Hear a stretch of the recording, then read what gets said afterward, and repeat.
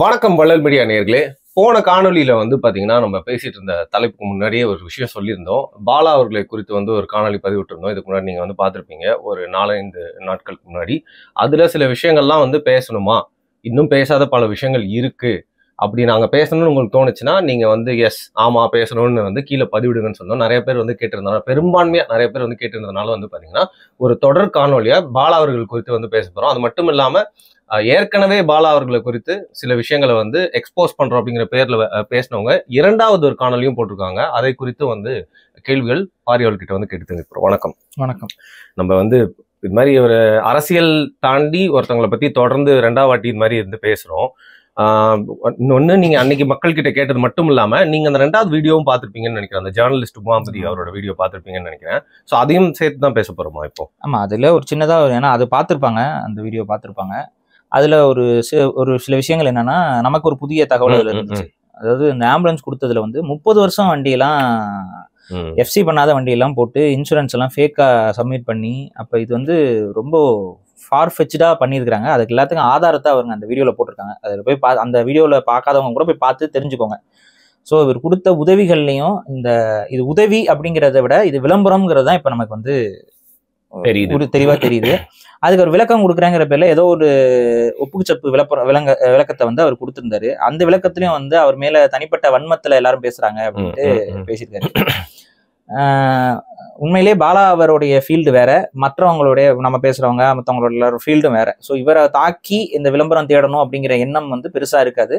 அவரை பத்தி பேசினா உண்மையிலேயே வியூஸ் எல்லாம் நல்லா போகுது. அதுக்கு காரணம் என்னன்னு பாத்தீங்கன்னா, உங்க மேல அத்தனை பேருக்கு சந்தேகம் இருந்தது. அதனாலதான் இவங்க என்ன சொல்றாங்கன்னு பாக்கலான்ட்டு மக்களும் நோக்கி வராங்க. இப்ப எல்லாம் பாக்குறாங்க, எல்லாருக்குமே வன்மம்னு சொல்லிட முடியாது. உண்மையிலேயே நீங்க செய்யற அந்த உதவியின் மேல ஒரு டவுட் நிறைய பேருக்கு கிரியேட் ஆயிருந்திருக்கு. அதோடைய வெளிப்பாடா அதை பத்தி பேசுறாங்க. அதை பத்தி ஒரு எக்ஸ்போஸ் நடக்கும்பொழுது நிறைய பேர் அது என்னன்னு தெரிஞ்சுக்கிறதுக்கு வராங்க. அப்படிதான் நானும் பாக்குறேன். மற்றபடி பாலா மீது நமக்கு தனிப்பட்ட ரீதியா வன்மமோ இல்லவோ, அவர் வேற ஏதோ படத்துல நடிக்கிறது போறது, இதெல்லாம் நம்ம தான் படத்துல ஏதாவது நடிக்க போறோம், இல்ல நம்ம ஒரு அந்த ஃபீல்டுக்குள்ள இருக்கிறோம் போறோம்னா அது வேற. நம்ம பொதுவாகவே உங்களுக்கே தெரியும், விஜய் டிவியோட ஈகோ சிஸ்டத்தெல்லாம் நான் எந்த அளவுக்கு போட்டு அடிப்பேன்னு உங்களுக்கு நல்லாவே தெரியும். அந்த ஈகோ சிஸ்டமே ஒரு மாதிரி தப்பா தான் இருக்கு. அதுல வேற இப்போ ஒரு தம்பி, ஒருத்தர் சமையல்காரர் ஒருத்தர் இருக்காரு, அவர் 2 பொண்டாட்டி கட்டிட்டு அதை இப்ப நார்மலைஸ் வேற இந்த விஜய் டிவி பண்ணிட்டு இருக்கிறத நிறைய பசங்க சிரிக்கிறது, நிறைய பசங்க அதை கிளிப்பிங் அனுப்பிக்கிட்டே இருக்காங்க. ஒவ்வொரு முறையும் என்னமோ அது காதல் மன்னனா, ஏன்டா கட்டின பொண்டாட்டி இருக்கும்போது இன்னொரு பொண்ணு அதை லவ் பண்ணிட்டு போறது காதல் மன்னன் அப்படிங்கிற பேர்ல எல்லாம் போட்டு பண்றதெல்லாம் தவிர நார்மலைஸ் பண்ற வேலை. அதை தான் பண்றாங்க விஜய் டிவி. அதை நம்ம பல முறை அதை அடிச்சு இருக்கிறோம். நம்ம உங்களுக்கே தெரியும், கோபிநாத் முதற்கொண்டு எல்லாரையுமே நம்ம தப்பு செய்யும் போது அதை எடுத்து நடுவுல நிப்பாட்டி கேள்வி கேட்டிருக்கோம். மித்தபடி தனிப்பட்ட அதே சமயத்துல அவங்க ஏதாவது நல்லது பண்ணாங்களாம் பாராட்டுறதுக்கு நாங்க தயங்குறவங்க கிடையாது. அதையும் நான் இங்க சொல்லிடுறேன். சரி, இப்ப இங்க கேள்வி என்னன்னா, 30 வருஷம் பழைய ஒரு வண்டியை பட்டி டிங்கரிங் பண்ணி ஒரு ஆம்புலன்ஸா கொண்டு கொடுத்து அதை போட்டோ எடுத்து அதை விளம்பரப்படுத்துறது முதல்ல தேவையா? சரி, முதல்ல இந்த ஆம்புலன்ஸ்னா என்னன்னு முதல்ல மக்களுக்கு தெரியல. ஆம்புலன்ஸ்னா என்னங்க? வெள்ளை கலர் வேனு இல்ல, அப்படிதானே நிறைய பேர் புரிஞ்சு வச்சிருக்காங்க. வெள்ளை கலர் வேனு கொயன்னு சவுண்ட் போட்டு 4 வாங்கி நிறுத்துறோம் நம்ம. அப்புறம் விஜய் கூட்டம் நடத்தும் போதும், எடப்பாடி கூட்டம் நடத்தும் அந்த வண்டி திமுக கூட்டத்திலயும் வரும். அப்ப பாத்தீங்கன்னா ஒருத்தர் விடக்கூடாது வரக்கூடாதுன்னு பதவி அடிச்சு கனிமொழி அவர்கள் இந்த மாதிரி நிறைய ஆம்புலன்ஸ் ஸ்டோரிஸ் சோ ஆம்புலன்ஸ்னாவே இப்படின்னு நினைச்சுக்கிறீங்க. ஆனா ஆக்சுவலா ஆம்புலன்ஸ்னா என்ன, நம்ம ஒரு சின்ன விளக்கம் கொடுக்க வேண்டியது இருக்கு. ஆம்புலன்ஸ் எங்க இருக்கும்னா, ஏதாவது ஒரு ஹாஸ்பிட்டலுக்கு சொந்தமா இருக்கும். அந்த ஹாஸ்பிட்டல் எதர் கவர்மெண்ட் ஹாஸ்பிட்டலா இருக்கலாம், இல்ல வேற ஹாஸ்பிட்டலா இருக்கலாம். ஸோ கவர்மெண்ட் ஹாஸ்பிட்டல்ஸுக்கும் ஆம்புலன்ஸ் இருக்கு. அதுதான் இந்த 108ன்னு நம்பர்ல அடிச்சிங்கன்னா வரும். இந்த 108ன்னு நம்பர்ல அடிக்கும் போது கவர்மெண்ட் ஆம்புலன்ஸ் மட்டும் தான் வருமானா? இல்ல, பிரைவேட் ஆம்புலன்ஸும் வரும். ஆனா அந்த மாதிரியான ட்ரிப்புக்கு இதுக்கெல்லாம் கணக்கு எடுத்துட்டு போயிட்டு அவங்க கவர்மெண்ட் சைட்ல இருந்து அவங்க காசை வாங்கிக்குவாங்க. ஸோ ஆக்சுவலா பிரைவேட்டாவே இருந்தாலும் கவர்மெண்டோட டைப்ல இயங்குற ஆம்புலன்ஸ் தான் அந்த மாதிரியான ஆம்புலன்ஸ். சரி, ஒரு ஆம்புலன்ஸ்ல என்னென்ன பாகங்கள் இருக்கும்? கண்டிப்பா அது ஒரு வண்டி தான், அது ஒரு வேனு, ஒரு பெரிய சைஸ் வேனு. அந்த வேன்ல என்னென்ன இருக்கணும்னா, நமக்கு அந்த ஆக்சிஜன் சிலிண்டரு, அதுக்கப்புறம் அந்த முதலுதவி செய்யக்கூடிய மருந்துகள், அதுக்கான எக்யூப்மெண்ட்ஸ், ஒரு டக்குன்னு ஒரு விஷயத்த பாக்குறதுக்கான, அப்புறம் அந்த அந்த இசிஜி அந்த இது என்னமோ வைப்பாங்கல்ல, அந்த இது நெஞ்சில் வைப்பாங்கல்ல, இது எல்லாமே இருக்கும். ஸோ ஒரு பேசிக்கா ஒரு முதலுதவி செய்யக்கூடிய அத்தனை வசதியும் இருக்கும். இன்னொன்னு, முதலுதவி செய்யக்கூடிய வசதிகள் மட்டும் இருந்தா பத்தாது, அதை செய்யறதுக்கு ஒரு ஆள் இருக்கணும்ல. ஸோ நர்சிங் முடிச்சவங்க இருப்பாங்க, இல்லைன்னா பேராமெடிக்னு சொல்லக்கூடிய அந்த அதுக்குன்னு ஒரு தனியா ஒரு படிப்பு இருக்கு. அந்த படிப்பு ஒரு 2 வருஷம் நினைக்கிறேன். அந்த 2 வருஷம் படிப்பை முடிச்சவங்க தான் அதுக்குள்ள வேலையில இருக்க முடியும். ஒரு டிரைவர் இருப்பாரு, டிரைவர் போக இன்னொருத்தர் கம்பல்சரி ஒரு நர்சிங் முடிச்சவங்களோ இல்லைன்னா அந்த பேராமெடிக் அந்த 2 வருஷம் படிப்பை படிச்சவங்களோ அவங்களுக்கு வந்து பேசிக்கா வந்து ஒரு ஐவி ஏத்துறது, அதுக்கப்புறம் வந்துட்டு இந்த மாதிரி ஏதாவது இந்த முதலுதவி செய்யறது, இதெல்லாம் பண்ண தெரிஞ்ச ஆட்கள் இருப்பாங்க அதுல. ஸோ இதுதான் ஒரு ஆம்புலன்ஸ். ஒரு வெள்ளை கலர் வண்டிக்கு மேல லைட் வச்சு கொடுத்தா அது ஆம்புலன்ஸ் ஆயிராது, அது ஒரு வேன் தான். இதெல்லாம் உள்ள இருந்தா தான் அது ஒரு ஆம்புலன்ஸ். சரி, ஓகே. இந்த ஆம்புலன்ஸ் வந்து எப்படி ஃபங்க்ஷன் ஆகிட்டு இருக்கு அப்படின்னு பாத்தீங்கன்னா, பிரைவேட் அண்ட் கவர்மெண்ட் ரெண்டுக்கும் ஆம்புலன்ஸ் இருக்கு. பிரைவேட்ஸ் வந்து சில ஹாஸ்பிட்டல் அவங்களே சொந்தமா ஆம்புலன்ஸ் வச்சிருப்பாங்க. அந்த ஆம்புலன்ஸ்ல எம்ப்ளாயிஸ் இருப்பாங்க, டிரைவர் ஒரு எம்ப்ளாயி, அப்புறம் இந்த முதலுதவி செய்யறவங்க. சில பேர் ஆம்புலன்ஸ்ல 2 பேர் இருப்பாங்க, சில பேர் ஆம்புலன்ஸ்ல ஒரு ஆள் இருப்பாங்க. அந்த முதலுதவி செய்யறவங்களுக்கு குறைஞ்சபட்சம் 15,000 20,000 ரூபாய் வரைக்கும் சம்பளம் ஒரு ஆளுக்கு இருக்கும். அப்புறம் டிரைவருக்கு சம்பளம் இருக்கும். இந்த ரெண்டையும் கொடுத்து அவங்கள வச்சிருப்பாங்க பிரைவேட் இதுல. இந்த பிரைவேட் ஆம்புலன்ஸ் சர்வீஸுக்கு நமக்கு பில்லுல காசை தீட்டிடுவாங்க. கரெக்டா? உங்க வீட்டுல இருந்து உங்களை ஒரு ஹார்ட் அட்டாக்கோ இல்ல ஏதோ ஒரு டக்குன்னு உங்களுக்கு அட்மிட் பண்றாங்க போறாங்கன்னா ஆம்புலன்ஸ் வந்துட்டு போச்சுன்னா அந்த பில்லுல உங்களுக்கு ஹாஸ்பிட்டல் பில்லுல அந்த ஆம்புலன்ஸ் சேர்ந்து தான் வரும். அதை பார்த்து நீங்க கட்டுவீங்க. அது குறைஞ்சபட்சம் வந்து 5,000 6,000 அப்படிதான் இருக்கும். நீங்க பிரைவேட் ஹாஸ்பிட்டல்ல ஆம்புலன்ஸ் யூஸ் பண்ணிருந்தீங்கன்னா 5,000 6,000 தான் பில்லு பிரைவேட் ஹாஸ்பிட்டல்ல. கவர்மெண்ட் ஹாஸ்பிட்டல்ல ஆம்புலன்ஸ் ஃப்ரீ. கவர்மெண்ட் ஹாஸ்பிட்டல் இருக்க ஆம்புலன்ஸ் வந்து பாத்தீங்கன்னா அது ஃப்ரீன்னு நம்ம கிட்ட சொன்னாலும் அதுல இருக்கக்கூடிய பிரைவேட் டைப்ஸ் இருக்கும். பிரைவேட் ஆம்புலன்ஸ் இப்போ நீங்களே இண்டிவிஜுவலா ஆம்புலன்ஸ் வாங்கி கொடுக்கலாங்க. என்ன பண்ணலாம்னா உங்க பேர்ல ஆம்புலன்ஸ் வாங்கிட்டு அதுல நீங்க சம்பளம் கொடுத்து 2 பேரை வச்சுக்கிட்டு அதை நீங்க ஒரு பொதுவான ஆம்புலன்ஸா 108ஓட கனெக்ட் பண்ணிக்கலாம். அப்படி கனெக்ட் பண்ணிட்டீங்க அப்படின்னா அந்த 108க்கு ஃபோன் பண்ணும்போது உங்க ஆம்புலன்ஸும் போகும். அவங்க வந்து இதெல்லாம் பண்ணுவாங்க. இதுல இன்னொன்னு கவனிச்சிங்களா, போன வருஷம் நினைக்கிறேன் ஆம்புலன்ஸ் ஓட்டுற சங்கத்துல இருந்து எனக்கும் கூட தனிப்பட்ட ரீதியா அழைச்சு அவங்களோட சில குறைபாடுகள் எல்லாம் பேச சொல்லி இது பண்ணாங்க. நான் என்ன சொன்னேன், நானா டக்குன்னு எக்ஸ்போஸ் பண்ணோம்னா நமக்கு ஆல்ரெடி ஆளுங்கட்சி வந்து பெரிய அளவில் நமக்கு எதிருங்க. நானா அப்படி எக்ஸ்போஸ் பண்ணோம்னாலாம் வந்துட்டு சில விஷயங்கள் இருக்கும். நீங்க ஒரு போராட்டம் பண்ணுங்க, இல்லை நீங்க வந்து உங்க தரப்புல இருந்து ஆள் அனுப்பி நம்ம சேனலுக்கு வந்து இன்டர்வியூ கொடுங்கன்னு நான் சொன்னேன். அப்புறம் அவங்க சைட்ல இருந்து வர கொஞ்சம் உங்களுக்கே தெரியும் அச்ச உணர்வுகள்லாம் சிறகுறதுனால அவங்க வரல. பட் அவங்களுக்குன்னு அதுக்குன்னு அசோசியேஷன்லாம் இருக்கு. இந்த ஆம்புலன்ஸ் ஓட்டுறவங்களுக்குன்னு அசோசியேஷன் இருக்கு, அவங்களுக்குன்னு சில தேவைகள் இருக்கு கவர்மெண்ட் சைடு. ஏன்னா கவர்மெண்ட் ஹாஸ்பிட்டலுக்கும் ஓட்டுவாங்க. அதுல சில முறைகேடுகளும் நடந்திருக்குது. கவர்மெண்ட் ஹாஸ்பிட்டலுக்கு போகாம அவங்க பக்கத்துல இருக்க பிரைவேட் ஹாஸ்பிட்டல்ல போய் அட்மிட் பண்ற விஷயங்கள்லாம் நீங்க கேள்விப்பட்டிருப்பீங்க. ஹோட்டல்ல நிறுத்துவாங்கல டிரைவர், அந்த மாதிரி பண்றதெல்லாம் இருக்கும். ஒரு ஹாஸ்பிட்டல் தாண்டி இன்னொரு ஹாஸ்பிட்டலுக்கு போறது, அதுக்காக கமிஷன் வாங்குறது, இந்த மாதிரியான சில ஏற்றுக்கொள்ளவே முடியாத சில குறைபாடுகளும் இந்த இதுக்குள்ள இருக்கு. அதை வந்து அது அரசாங்கம் தலையிடணும், இதெல்லாம் இருக்கு. ஸோ ஒரு ஆம்புலன்ஸ்னா நீங்க புரிஞ்சுக்க வேண்டியது என்னன்னா, ஒரு ஆம்புலன்ஸ் ஃபங்க்ஷன் ஆகுறதுக்கு டிரைவர் மஸ்ட், ரெண்டாவது அங்க உள்ள இருக்கக்கூடிய பேராமெடிக் மஸ்ட். இவங்க 2 பேருக்கும் சம்பளம் கொடுக்கறதுக்கு யாராவது இருக்கணும். அது கவர்மெண்டா இருக்கலாம் இல்ல பிரைவேட்டா இருக்கலாம். சரி, அப்ப இது ஒரு பிசினஸ். கரெக்டா? இப்ப இலவச ஆம்புலன்ஸ் நான் கொடுத்தேன். இதுல என்ன கான்செப்ட்? யாருக்கிட்ட கொடுத்தீங்க? இலவச ஆம்புலன்ஸை கவர்மெண்ட் கிட்ட கொடுத்தீங்களா? இல்ல. கவர்மெண்ட் கிட்ட நீங்க அப்படி கொடுக்கறதா இருந்தா ஒரு கவர்மெண்ட் அதிகாரி வந்து ப்ராப்பரா இது பண்ணி அவருக்கு ஏதாவது பொன்னாடை எல்லாம் போட்டு மன்றி இது கூட்டம் போட்டு இப்படிதான் உங்களுக்கே தெரியும். அவர் வந்து ஒரு அதிகாரி வந்து வாங்கிக்குவார் கவர்மெண்ட் கிட்ட நீங்க ஒப்படைச்சிங்கன்னா. அது மாதிரி கவர்மெண்ட் ஹாஸ்பிட்டலோட பண்ணீங்களா? இல்ல. அது 108 ஆம்புலன்ஸா? இல்ல. ஸோ கவர்மெண்ட் ஆம்புலன்ஸும் இல்லை, அது 108 ஆம்புலன்ஸும் இல்லை. அப்ப அந்த ஆம்புலன்ஸுக்கு தனி நம்பர் இருக்கணும். எனக்கு எப்படின்னா, இப்ப இலவச ஆம்புலன்ஸ், பாலாவோட இலவச ஆம்புலன்ஸ் நம்பர் எத்தனை பேருக்கு தெரியும்? தெரியுமா உங்களுக்கு? எப்படி நம்ம அதை கூப்பிடுறது? இலவச ஆம்புலன்ஸ் தான் கூப்பிடணும். எதுல கூப்பிடுங்க?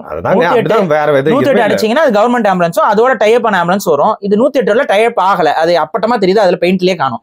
இவங்க கொடுத்த ஆம்புலன்ஸ்ல 108 ஆம்புலன்ஸ்லயே போடல. கவனிச்சிங்களா? ஒரே வழிதான் இருக்கு.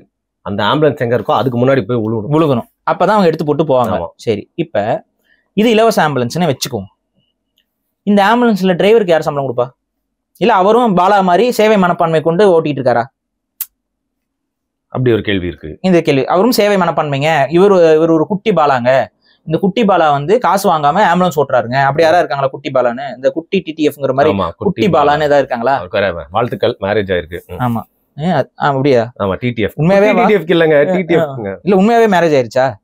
இல்ல, போட்டோலாம் பார்த்தேன். இல்ல, மேரேஜ்னா ஒரு சில முறைகள்லாம் இருக்கு.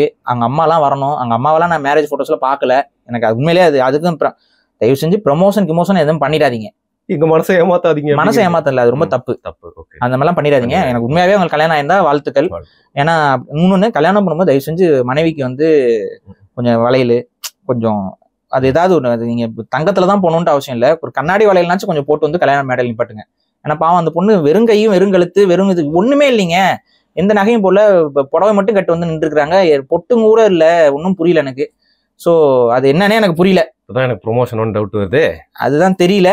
அது இல்லாம அம்மா இருக்கணும்லங்க. டிடிஎஃப் அவங்க அம்மா எங்க? அவங்க அம்மா கல்யாணத்துக்கு அங்க அம்மாவே இல்லைன்னா என்ன கல்யாணம் ஒன்னும் புரியல. ஏத்திரமா இழுத்து விட்டு வாழ்த்துக்கள் சொல்லிட்டேங்க, மன்னிச்சிருங்க. இல்ல உண்மையாவே கல்யாணமா இருந்தா உண்மையிலே வாழ்த்துக்கள். ஆனா தயவு செஞ்சு இந்த கல்யாணம்னு விளையாடாதீங்க. ஏன் நான் சொல்றேன்னா, அந்த பசங்களை பத்தி உங்களுக்கு நல்லா தெரியும். பக்தர்கள் நிற்கும் போது போய் இப்ப கதவை திறக்கிறேன் ஓடி வந்த கூட்டம் இது. எனக்கு இவங்க மேல ரொம்ப அதுவும் இந்த டிடிஎஃப் கூட விட்டுருங்க. ஃப்ரெண்ட் ஒரு பைபிள் இருக்குல்ல, அதுதான் வந்து கல்யாணம் பண்ணி வச்சுக்கிட்டு இருக்கு. பண்ணுவான், அதுதான் பண்ணி வச்சிருக்கு. எனக்கு அந்த பையன் மேல வந்து கொஞ்சம் கூட மெச்சூரான ஆள் இல்ல. அதான் அது எனக்கு டவுட். சரி விடுங்க, அதை பத்தி பேசணும். அது என்னன்னு தெரியல எனக்கு, உண்மையாவே கல்யாணமா என்னன்னு தெரியல. எல்லாம் கீழே வேற ஏதோ புள்ள பேரை போட்டு. ஆமா. சோ இந்த யார பத்தி, பாலா பத்தி. சரி, குட்டி பாலா. அந்த டிரைவர் வந்து ஒரு குட்டி பாலாவா? இந்த கேள்வி. சரி, எப்ப பார்த்தாலும் இந்த ஆம்புலன்ஸ்ல டிரைவரோட காட்டுறீங்க, ஓகே. இந்த பேராமெடிக் எங்கப்பா ஆம்புலன்ஸ்ல? பேராமெடிக்ஸ் எங்க? இல்ல நர்ஸ் யாராவது இருக்காங்களா? அவங்களுக்கு எல்லாம் சம்பளம் கொடுக்குறீங்களா இல்லையா? யார் கொடுப்பா? புரியுதா? அப்ப இலவச ஆம்புலன்ஸ் நான் கொடுக்குறேன் அப்படின்னா, இப்ப இவர் 8 ஆம்புலன்ஸ் நம்ம கொடுத்துருக்கேன்னு 15 ஆம்புலன்ஸ் கொடுக்கணும்னு நினைச்சாரு. 8 ஆம்புலன்ஸ் கொடுத்துட்டேன்னு சொல்லியிருக்காருன்னு நினைக்கிறேன். இந்த 8 ஆம்புலன்ஸுக்கும் ஒரு ஆம்புலன்ஸுக்கு டிரைவர் சம்பளம், டிரைவருக்கு வந்து எனக்கு தெரிஞ்ச மாச சம்பளம் 20,000 ரூபாய் கம்மியா வரமாட்டாங்க. ரொம்ப நான் கம்மியா சொல்றேன். மார்க்கெட் பிரைஸ் என்னன்னு தெரியல. ஒரு டிரைவருக்கு மாசம் ஃபுல்லா ஓட்டுற, அதுவும் ஆம்புலன்ஸ் ஓட்டுற டிரைவருக்குலாம் எவ்வளோன்னு எனக்கு உண்மையிலே தெரியல. நான் ஒரு விதமா ஒரு கார் டிரைவருக்குலாம் மினிமம் 20,000 ரூபாய் கம்மியா இல்ல 15,000 ரூபாய் கம்மியெல்லாம் யாரும் வரமாட்டாங்க. சரி, ஓகே, பாத்துக்கோங்க. ஒரு மெடிக்கு இதுக்குன்னா அவங்க ஓரளவுக்கு படிச்சுட்டு தான் இருக்கணும், எல்லாரும் செய்ய தெரிஞ்சவங்களா தான் இருக்கணும். செய்ய தெரியாத ஆட்களை வைக்க முடியாது. ஆனா இல்ல, சில கவர்மெண்ட் ஹாஸ்பிட்டல்ல வந்து பாத்தீங்கன்னா துப்புரவு பணி செய்யறவங்களாம் கூட வந்து ஸ்டிச்சர்லாம் ஏத்தலாம். அது நம்ம போட்டோஸ் எல்லாம் வரும், யாரும் பேசக்கூடாது. பேசினா அவ்வளவு தூக்கி உள்ள உட்காந்துருவாங்க, பேசிடுவாங்க. அதனால அதெல்லாம் பேசவே கூடாது. அது ஒரு பக்கம் போகட்டும். பட் ஆனா ஒரு ஆம்புலன்ஸ்ல வந்து இந்த விஷயம் தெரிஞ்சவங்க தான் உள்ள இருக்கணும். ஏன்னா முதலுதவி செய்ய தெரியணும் அவங்களுக்கு. ஸோ அந்த மாதிரி ஆளுகளுக்கு எத்தனை பேர் அந்த ஆம்புலன்ஸ்ல வேலை செய்யறாங்க? ஒரு ஆம்புலன்ஸ்க்கு எத்தனை பேர் இருக்கிறாங்க? 2 பேரா, 1 பேரா? அவர் இல்லைன்னா அடுத்த அந்த ஆம்புலன்ஸ் எப்ப யாரோட ஃபங்க்ஷன் ஆகும்? இந்த மாதிரிலாம் இருக்கும். இவங்க 2 பேருக்கும்னா கணக்கு எடுத்து பாத்தீங்கன்னா எப்படியும் ஒரு மாசம் ஒரு 40,000 ரூபாய்னாச்சு மினிமம் கொடுக்கணும்ல. யார் கொடுக்குறா? ஒரு உதவி பண்றவர் போய் முதலுதவி யார் பண்ணுவான்னு கேக்குறீங்க? இல்லைங்க, உதவி பண்றாருங்க கேக்குறேங்க. சரி, நீங்க சுந்தரா டிராவல்ஸ்ல இருந்து ஆம்புலன்ஸ் வாங்கின வரைக்கும் அது ஓகே. சுந்தரா டிராவல்ஸ்ல இருந்து வாங்கினீங்க, வேப்பலையெல்லாம் சுருகி அந்த ஆம்புலன்ஸ் வந்து காட்டுறீங்க, அது வரைக்கும் அது ஓகே. எனக்கு 30 வருஷம் பழைய வண்டியை ஓட்டுற அளவுக்கு திறமையான ஒரு டிரைவரும் இருக்கிறாப்புல, அது வரைக்கும் நான் ஒத்துக்கிறேன். ஆனா உள்ள ஆம்புலன்ஸ்ல ஏறி உட்காந்தா முதலுதவி செய்யறதுக்கு யாரு என்ன யாரு வச்சிருக்கீங்க? ஏன்னா நீங்க ஆட்டோலாம் ஆம்புலன்ஸ் சொல்லி வச்சிருக்கீங்க. ஏன்னா இவரோட ஹாஸ்பிட்டலுக்கு ஆட்டோ ஒன்று வச்சிருக்காரு, அது ஆம்புலன்ஸ். இது வந்து அவர் அந்த உமாபதி அவர் வந்து எக்ஸ்போஸ் பண்ணியிருந்தாரு. சரி, புரியல, உண்மையிலே புரியல எனக்கு. இந்த ஆம்புலன்ஸுக்கு நான் எப்படி கூப்பிடணும்? இப்ப எனக்கு பாலாவோட ஆம்புலன்ஸ்ல போகணும்னு ஆசை. How to contact that ambulance? கைத்தட்டனா ஆட்டோ வரும், ஆம்புலன்ஸ் எப்படி வரும்? இந்த கேள்வி இருக்குல்ல. 108லயும் இல்ல. ஏதாவது பிரைவேட் ஹாஸ்பிட்டலோட டைப்ல இருக்கா? இவரோட ஹாஸ்பிட்டல்ல இவர் ஒரு ஹாஸ்பிட்டல் கட்டினார்ல, அது கூட டைப். அது ஹாஸ்பிட்டலே கிடையாது, அது எப்படி டைப்? அது வந்து கிளினிக், அதுவும் வராது. எப்படி?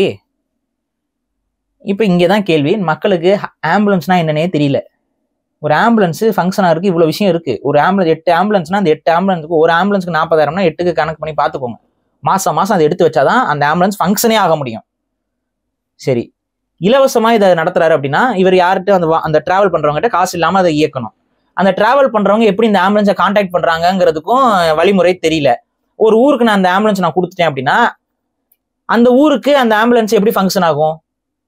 இதுக்கு என்ன வழிமுறை? அந்த ஊர் மக்கள்லாம் அந்த ஆம்புலன்ஸுக்கு ஃபோன் பண்றாங்கன்னா அந்த நம்பர் எங்க எழுதி போட்டுருப்பீங்களா? அந்த நம்பர் எல்லாருக்கும் மெசேஜ் பண்ணீங்களா? எந்த அடிப்படையில் அந்த நம்பரை ஃபேமஸ் படுத்துனீங்க? அப்ப ஒரு வண்டி நீங்க கொடுக்குறீங்க, அது ஆம்புலன்ஸே இல்லை.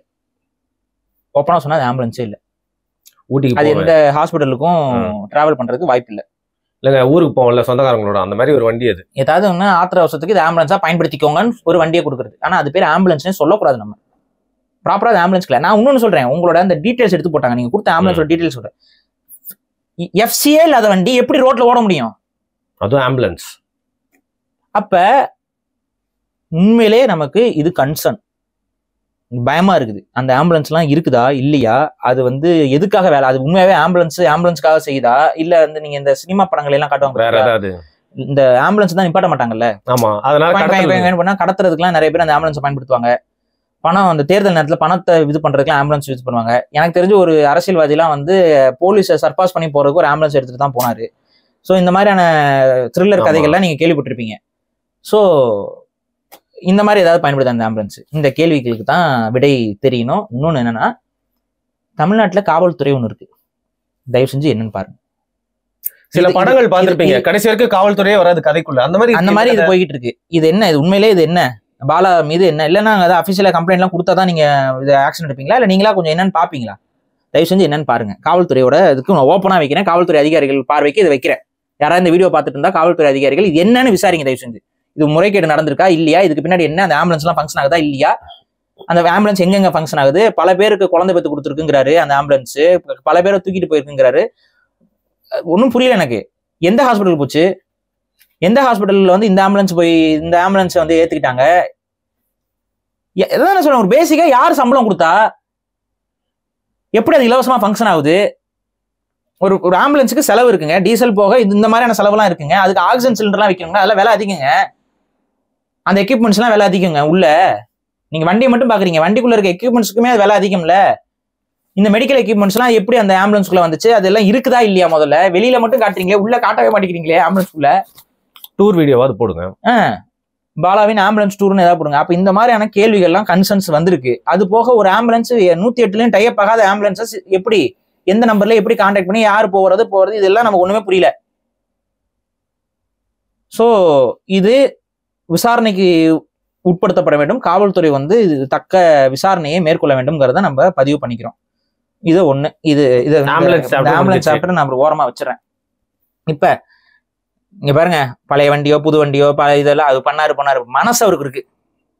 தான் சம்பாதிக்கிற, ரத்தம் சிந்தி வேர்வை செஞ்சு சம்பாதிக்கிற, மக்களை சிரிக்க வச்சு நகைச்சுவைப்படுத்தி சம்பாதிக்கிற காசை எடுத்து கொண்டு வந்து அவர் செலவு பண்றாரு. அவர் என்ன தப்பாவா சம்பாதிக்கிறாரு? தப்பா சம்பாரிச்சா நீ கேள்வி கேட்கலாம். நியாயமா உழைச்சு சம்பாதிக்கிறாரு, ஓடுறாரு. அப்படி உழைச்சு சம்பாதிக்கிற பாலாவிடம் நீங்கள் கேள்வியை கேட்க கூடாது அப்படின்னு இன்னும் நம்பிக்கிட்டு இருக்கக்கூடிய அந்த அப்பாவி மக்கள் இருந்தீங்கன்னா, அந்த அப்பாவி மக்களுக்கு தான் இந்த வீடியோ. என்னன்னா, அவர் உழைச்சு சம்பாதிக்கிறாருங்கிறது, இந்த விஜய் டிவில போய் அவர் ப்ரோக்ராம் பண்றது இதெல்லாம் நான் அது உழைச்சுதான், அவர் உழைப்புலதான் அவர் சம்பாதிக்கிறாருன்னு வச்சுக்குவோம். அது மட்டும் அவர் சம்பாதிக்கல, இங்கதான் கன்சர்னே வருது. அவரு ப்ரமோஷன்ஸ்ல நிறைய பண்ணியிருக்காரு, நிறைய ப்ரமோஷன் பண்ணி வச்சிருக்காரு. இதுக்கு முன்னாடி பண்ண ப்ரமோஷன்ஸ் எல்லாம் கூட இருக்கு. அதுல வந்து சில இந்த பெட்டிங் ஆப்ஸ், அதுக்கப்புறம் வந்து இந்த ரம்மி ஆப்ஸ் எல்லாம் இருந்திருக்கு. அதெல்லாம் அவரோட பழைய ப்ரமோஷன்ஸ்ல இருக்கு, ரொம்ப பழசு. நீங்க அதுல பழசா அவரோட இன்ஸ்டாகிராம் ப்ரொஃபைல போய் நோண்டி பாத்தீங்கன்னாவே தெரியும். அதெல்லாம் இப்ப நிப்பாட்டிட்டாரு. ஏன்னா அது உங்களுக்கே தெரியும், இப்ப பெட்டிங் ஆப்ஸ் இந்த இதெல்லாம் பண்ணாங்கன்னா போட்டு வெளுன்னு வெளுக்குறாங்க, நிப்பாட்டிட்டாரு. ஆனா கடைசியா ஒரு ஆப்புக்கு வந்து ப்ரமோட் பண்ணியிருக்காரு. அது வந்து ஆக்சிஜன் ஆப் அப்படின்னு சொல்லி ஒரு ஆப்புக்கு இவர் அது ப்ரமோட் பண்ணியிருக்காரு. அது வீடியோ நம்ம எடுத்து போட்டா இன்னைக்கு நம்ம மிஸ்டர் கே வந்த நிலைமை தான் நம்ம சேனலுக்கும் வரும். ஏன்னா உடனே பண்ணோம்னா இந்த பிஆர் குரூப் நம்ம வாரெக்ஸா யாருங்க அவங்க, ட்ரெண்டிங்கா பேர் வைக்கிறாங்களா வாரெக்ஸ். அவருக்கு நடந்தது நியாயமே இல்லை ப்ரோ. அதான் எனக்கு ஒன்றும் புரியல. அது என்ன, ஏதோ ஒரு ஏஜென்சி யாரோ ஒருத்தன் ஃபோன் பண்ணி இதெல்லாம் நீங்க பேசக்கூடாது, இது பண்ண மிரட்டி, இது என்ன மாதிரி கட்ட பஞ்சாயத்து, இதுல என்ன யூடியூப் எப்படி இது அனுமதிக்குது ஒன்றும் நமக்கு புரியல. கட்ட பஞ்சாயத்து பண்றதுலாம் அனுமதிக்குது யூடியூப். ஸோ இது என்னன்னா, அவங்க வந்து ஒரு பர்சனல் ஃபீமேலோட இதை வந்து இது பண்ணிட்டாங்கன்னு சொல்லிட்டு ஒரு இதை ஃபைல் பண்ணாங்கன்னா உடனே யூடியூப் வந்து சரி எதுவும் நினைச்சிட்டு எடுக்குது. ஆக்சுவலா ஃபைட் பண்ணணும், திருப்பி நம்ம வந்து அவர் வந்து அதுக்கு ஃபைட் பண்ணணும். ஆனா சொல்றது கரெக்ட் தான், அந்த கஸ்டமர் சப்போர்ட்லாம் கொஞ்சம் உண்மையிலேயே கம்மியா தான் இருக்கு.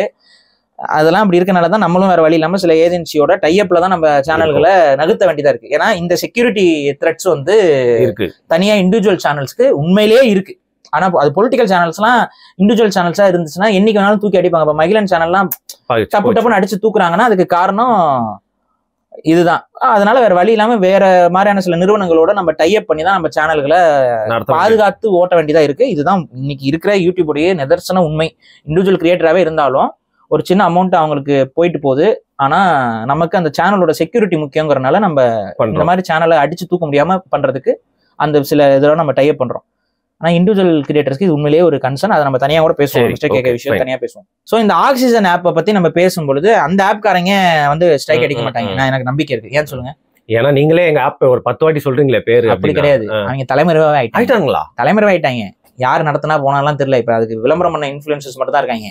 அந்த ஆப்பும் காணோம், ஒன்னையும் காணோம். எல்லாம் பொட்டி படக்கெல்லாம் சாத்திரி கிளம்பிட்டாங்க. அவங்க எந்த அளவுக்கு கிளம்பிட்டாங்கன்னா அவங்க இப்ப வரைக்கும் அவங்க வெப்சைட், அதாவது அவங்க பிசினஸே இல்ல, ஆனா இன்னைக்கு வரைக்கும் அவங்களோட பேஜ் எல்லாம் அப்படியே கிடக்குது. அதை கூட கண்டுக்கலாம். நீங்க அப்படியே அது மூட கூட இல்ல, அப்படியே ஓடிட்டாங்க ஆல் அப்ஸ்கான்ஸ். சரி, மாதிரி ஆப் அது நான் சொல்றேன். இதுக்கு பாலா விளம்பரம் பண்ணியிருக்காரு. பாலா வந்து என்ன சொல்லி விளம்பரம் பண்ணியிருக்காருன்னா, இந்த ஆப்ல நீங்க வந்து பொருள் வாங்குனீங்கன்னா 50,000 ரூபாயில இருந்து 20,000 ரூபாய் வரைக்கும் நீங்க சம்பாதிக்கலாம், அடேங்கப்பா, வீட்டுல இருந்தபடியே சம்பாதிக்கலாம் அப்படின்னு. இதை சொல்லும் போது பாலாக்கு தெரியாதா அது அவ்வளவு சாத்தியம் இல்லை, ஃபார்ஃபெட்ச்டா இருக்கு இது சாத்தியம் இல்லைங்கிறது தெரியாதா பாலாக்கு? அப்ப இத நம்ம வாட்டி விளம்பரம் பண்ணுவோம், இதை பாக்குறேன் பாக்கட்டும், ஏமாந்து போய் ஏமாந்துட்டு போட்டுங்கிற எண்ணம் பாலாக்கு இருந்துச்சா இல்லையா? இல்லங்க, அதுல வர காசை வச்சு ஹெல்ப் தானங்க பண்ண போறேன். நான் கேக்குறேங்க, அதுல வந்து ஒரு 50,000 ரூபாய் கொடுத்துருப்பாங்கன்னு வச்சுக்கோங்க அந்த ப்ரொமோஷனுக்கு, இல்ல ஒரு 1 லட்ச ரூபா. இல்லங்க, பாலாங்க ஒரு நேரம் போயிட்டு வந்தாருன்னா அவருக்கு 2 லட்ச ரூபா இல்ல 5 லட்ச ரூபாங்க.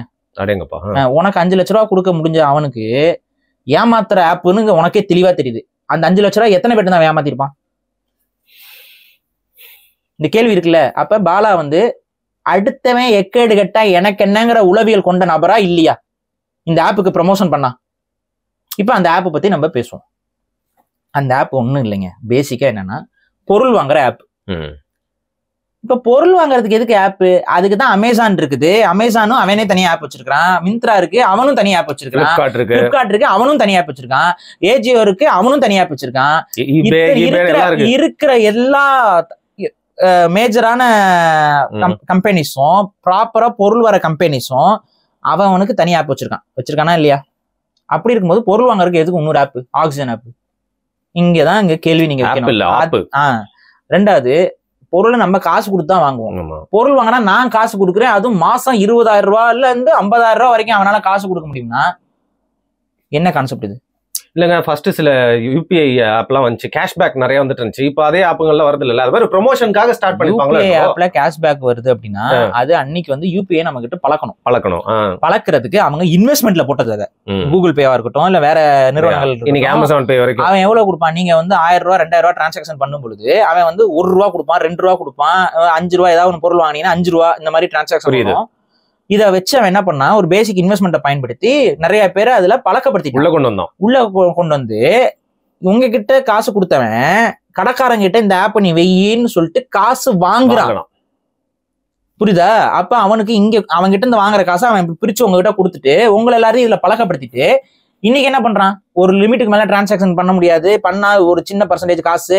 முன்னாடி வந்து மொபைல் ரீசார்ஜுக்குலாம் வந்து காசு எடுக்க மாட்டான். இன்னைக்கு வந்து கூகுள் பே இந்த இதுல எல்லாம் பாருங்க எடுப்பான். இன்னைக்கு வந்து மொபைல் ரீசார்ஜுக்கு வந்து இப்போ 200 ரூபாய்க்கு நீங்க ரீசார்ஜ் பண்றீங்கன்னா மொபைல் கம்பெனியோட டைரக்ட் ஆப்ல போனீங்கன்னா அதுக்கு அந்த 200 ரூபாயோட முடிஞ்சிடும். ஆனா ஜிபேல பண்ணி பழகினா நீங்க ஜிபேல பண்ணீங்கன்னா 202 ரூபான்னு இருக்கும். 2 ரூபா போயிடும், 2 ரூபா அவனுக்கு போயிருது. இது ஒருத்தனுக்கு இல்ல, எத்தனை கோடி பேர் இந்தியாவில இருக்கான், எத்தனை கோடி பேர் ரீசார்ஜ் பண்ணுவான் ஒரு நாளைக்கு? ஒரு 10 லட்சம் பேர் பண்ண மாட்டான். 10 லட்சம் பேர்கிட்ட இருந்து 2 ரூபா எடுத்தா ஒரு கம்பெனிக்கு எவ்வளவு லாபம்? கொஞ்சம் யோசிங்க நீங்க. சரி, இப்ப இந்த ஆக்சிஜன் ஆப்ல 20,000 ரூபாய் 50,000 சம்பாதிக்கலாம்ன்றாங்க. இவன் வந்து பொருள் என்கிட்ட வந்து வாங்கு, இந்த பொருள் வாங்கினா உங்ககிட்ட வந்து நான் 10,000 ரூபாய் 20,000 ரூபாய் நான் கொடுப்பேன், 50,000 ரூபாய் வரைக்கும் சம்பாதிக்க முடியும்னு சொல்லி விளம்பரம் பண்றாங்க. இதையும் வந்து ஒரு அடிப்படை அறிவு இருக்க யாருமே இதுக்கு வந்து ப்ரொமோஷன் பண்ண மாட்டாங்க. பாலா போய் ப்ரொமோட் பண்ணிருக்காரு. அந்த வீடியோ அப்படியே போட்டா மேபி காப்பிரைட் அடிக்கும், அதனால அந்த ஸ்கிரீன்ஷாட் போடுறேன். அவரோட இன்ஸ்டாகிராம் காட்டுறேன் பாருங்க, இதுதான் அவரோட இன்ஸ்டாகிராம். அந்த இன்ஸ்டாகிராம்ல இந்த வீடியோ தான், அந்த வீடியோ போய் நீங்க கிளிக் பண்ணி இப்போ வரைக்கும் இருக்குது, இப்போ வரைக்கும் அந்த வீடியோ இருக்குது, நீங்க போய் கிளிக் பண்ணி பாருங்க. கிளிக் பண்ணி உள்ள போனீங்கன்னா இதுதான் அந்த அவர் ப்ரமோஷன் பண்ண அந்த கண்டென்ட். அது போயிட்டு அந்த ப்ரமோஷன் பண்ண கண்டென்ட் பாருங்க. 2 பெண்கள் இருப்பாங்க, அவங்கள பத்தி நான் சொல்றேன். ஏன் நான் சொல்றேன்னா அந்த பெண்கள் வந்து ஆந்திராக்காரங்க. சரி, இந்த ஆப் வந்து அதிகமா விளம்பரம் பண்ணப்பட்டிருக்கிறது ஆந்திரால விளம்பரம் பண்ணப்பட்ட ஆப்பை தமிழ்நாட்டுல விளம்பரம் பண்ண எனக்கு தெரிஞ்ச ஒரு இன்ஃபுளுசரு இவரு இன்னொரு இடைவெளி இன்ஃபுளுசர் இருக்கிறாருன்னு நினைக்கிறேன். அந்த அவர் என்னன்னு தெரியல, அது நம்ம அது இன்னும் கொஞ்சம் வெரிஃபை பண்ணிட்டு எடுப்போம். அப்படியா? ஆமா. ஸோ இந்த ஆப்புக்கு வந்து இந்த வேலைகள் நடந்திருக்கு. சரி, ஓகே, இது வச்சிருவோம். இப்ப இந்த ஆப்புக்கு உள்ள நீங்க போய் பாத்தீங்கன்னா யாரெல்லாம் அந்த அந்த ஆப்புக்கு வந்து விளம்பரம் பண்ணியிருக்காங்கிறது அவங்க பேஜ்லயும் இருக்கு. அந்த ஆக்சிஜன் ஆப்போட பேஜ் அதுதான் வந்து இந்த இன்ஸ்டா பேஜ், அதை நீங்க போய் பாத்துக்கோங்க. இதுல வந்து பாத்தீங்கன்னா மாறி மாறி விளம்பரம் பண்ணுவாங்க. எந்த அளவுக்குன்னா இந்த 2 பெண்கள் எப்படி எப்படிலாம் விளம்பரம் பண்ணிருப்பாங்கன்னா முஸ்லீம் கெட்டப்ல ஹிஜாப். இந்த பொண்ணுங்க வந்து முஸ்லீம் மாதிரி தெரியல, ஹிஜாபை போட்டுட்டு ஒரு விளம்பரம், ஒரே ஒரு விளம்பரம் மட்டும் ஹிஜாபை போட்டிருக்கோம். எதுக்கு? அப்புறம் நிறைய விளம்பரங்கள் தெலுங்குல இருக்கு. அப்புறம் ரொம்ப சரளமா இவங்க தமிழும் பேசுறாங்க. இந்த 2 பெண்களும் சரளமா தமிழும் பேசுறாங்க, தெலுங்கும் பேசுறாங்க. இவங்க யாரு என்ன எந்த ஊருக்காரங்களாம் தெரியல. இந்த 2 பெண்கள் அதிகமா இந்த ஆப்புக்கு வந்து விளம்பரம் பண்ணிட்டு இருக்காங்க. சோ மேபி இந்த பொண்ணுங்களுக்கு வந்து அந்த ஆப்போட டெவலப்பர்ஸோட டைரக்ட் கான்டாக்ட் லிங்க் இருக்கலாம். சோ காவல்துறை இந்த வீடியோ பாத்தீங்கன்னா இந்த ஆப் மேல புகார்கள் ஏதாவது முன்னாடி யாராவது கொடுத்திருந்தாங்க அப்படின்னா இந்த பெண்களை கூப்பிட்டு விசாரிச்சீங்கன்னா கூட அந்த பெண்களோட ஃபேஸ்லாம் நான் போட முடியாது. ஸோ பிளர் பண்ணி காட்டியிருப்பேன், நீங்க போய் பாத்துக்கோங்க. பிளர் பண்ணி இருக்கும் பாருங்க, நீங்களே டேரக்டா போய் பாருங்க. எதுக்கு நான் காட்டிக்கிட்டு நீங்களே போய் பாருங்க. ஏன்னா என்னதான் இருந்தாலும் பெண்கள் அவங்களை காட்டக்கூடாது. கரெக்ட். அதனால நம்ம இது பண்ணல. அப்ப அவங்களை கூப்பிட்டு விசாரிச்சீங்கன்னா அந்த ஆப்போடைய உண்மையான முதலாளிகள் யாருன்னு நமக்கு தெரிஞ்சிடும். இல்ல வேற ஏதாவது கம்ப்ளைண்ட்ஸ் இந்த ஆப் மேல வந்திருக்கான்னு நமக்கு தெரியாது. சைபர் கிரைம்ல யாராவது கம்ப்ளைண்ட் பண்ணிருக்கலாம், ஏமாந்தவங்க பண்ணிருக்கலாம். ஒருத்தனா பண்ணிருப்பான்னு நினைக்கிறேன். ஆமா, எத்தனையோ பேர் ஏமாந்துருக்கலாம், அதுல பண்ணிருக்கலாம். சரி, இந்த ஆப் எப்படி ஏமாத்துது அப்படிங்கிறத நம்ம முதல்ல பார்ப்போம். சரி, பேசிக்கா இந்த ஆப் என்ன அப்படின்னு பாத்தீங்கன்னா ரெஃபரல் மார்க்கெட்டிங்னு ஒரு விஷயம் இருக்கு, உங்களுக்கு தெரியும். அது என்னன்னா நம்ம யூடியூப்லயே நிறைய பேர் என்ன சொல்லுவாங்க, நம்ம நல்ல ரெகுலர் கண்டென்ட் போடுறவங்கலாம் இந்த ஒரு ப்ராடக்ட்டுக்கு விளம்பரம் பண்ணுவாங்க. ஃபார் எக்ஸாம்பிள் நீங்க இதுல அதிகமா எங்க பார்க்கலாம்னு பாத்தீங்கன்னா டெக் யூடியூபர்ஸ் இருக்காங்களே, டெக் யூடியூபர்ஸ் கிட்ட நீங்க ஈஸியா பார்க்கலாம். அவங்க வந்து பாத்தீங்கன்னா ஏதாவது ஒரு மொபைல் போனுக்கு ரிவ்யூ கொடுப்பாங்க. அந்த ரிவ்யூ கொடுத்துட்டு இந்த மொபைல் போன் உங்களுக்கு பிடிச்சிருந்துச்சுன்னா நான் கொடுக்குற லிங்க்ல போய் வாங்குங்க அப்படின்னு சொல்லி கொடுத்துருப்பாங்க. அவங்க வந்து பாத்தீங்கன்னா அமேசான், பிளிப்கார்ட்னு அந்த மொபைலோட பர்டிகுலர் லிங்க் ஒன்று கொடுத்துருப்பாங்க. நீங்க கவனிச்சீங்கன்னா அந்த லிங்கை நீங்க கிளிக் பண்ணி உள்ள போனீங்கன்னா அதுதான் ரெஃபரல் மார்க்கெட்டிங். அப்போ இவரோட வீடியோவை பார்த்து ஒரு 10 பேர் அந்த போன் வாங்குறாங்கன்னு வைங்க, உங்களுக்கு ஒரு 500 ரூபா ஆஃபர் இருக்கும். இந்த லிங்கை நீங்க பயன்படுத்தி போய் வாங்கினீங்கன்னா உங்களுக்கு 500 ரூபா ஆஃபர் இருக்கும். இதான் நம்மளுக்கு லாபம். இந்த 500 ரூபா ஆஃபர் நமக்கு கொடுப்பாங்க. இவங்க நீங்க உள்ள போய் லிங்க் பண்ணிட்டு அவரோட இதுல இருந்து வாங்குறீங்கன்னா அந்த ஆஃபர் மாதிரி உங்களுக்கு 500 ரூபா கொடுக்குற மாதிரி அந்த யூடியூபருக்கு ஒரு 1000 ரூபா ஒவ்வொரு மொபைலுக்கு இருக்கலாம். இல்ல அவ்வளவு இருக்குமான்னு கூட தெரியல, ஒரு 200 ரூபா இருக்கலாம், எனக்கு தெரியல அது எக்ஸாக்டா எவ்வளவு கொடுக்குறாங்கன்னு அந்த கம்பெனியை பொறுத்து.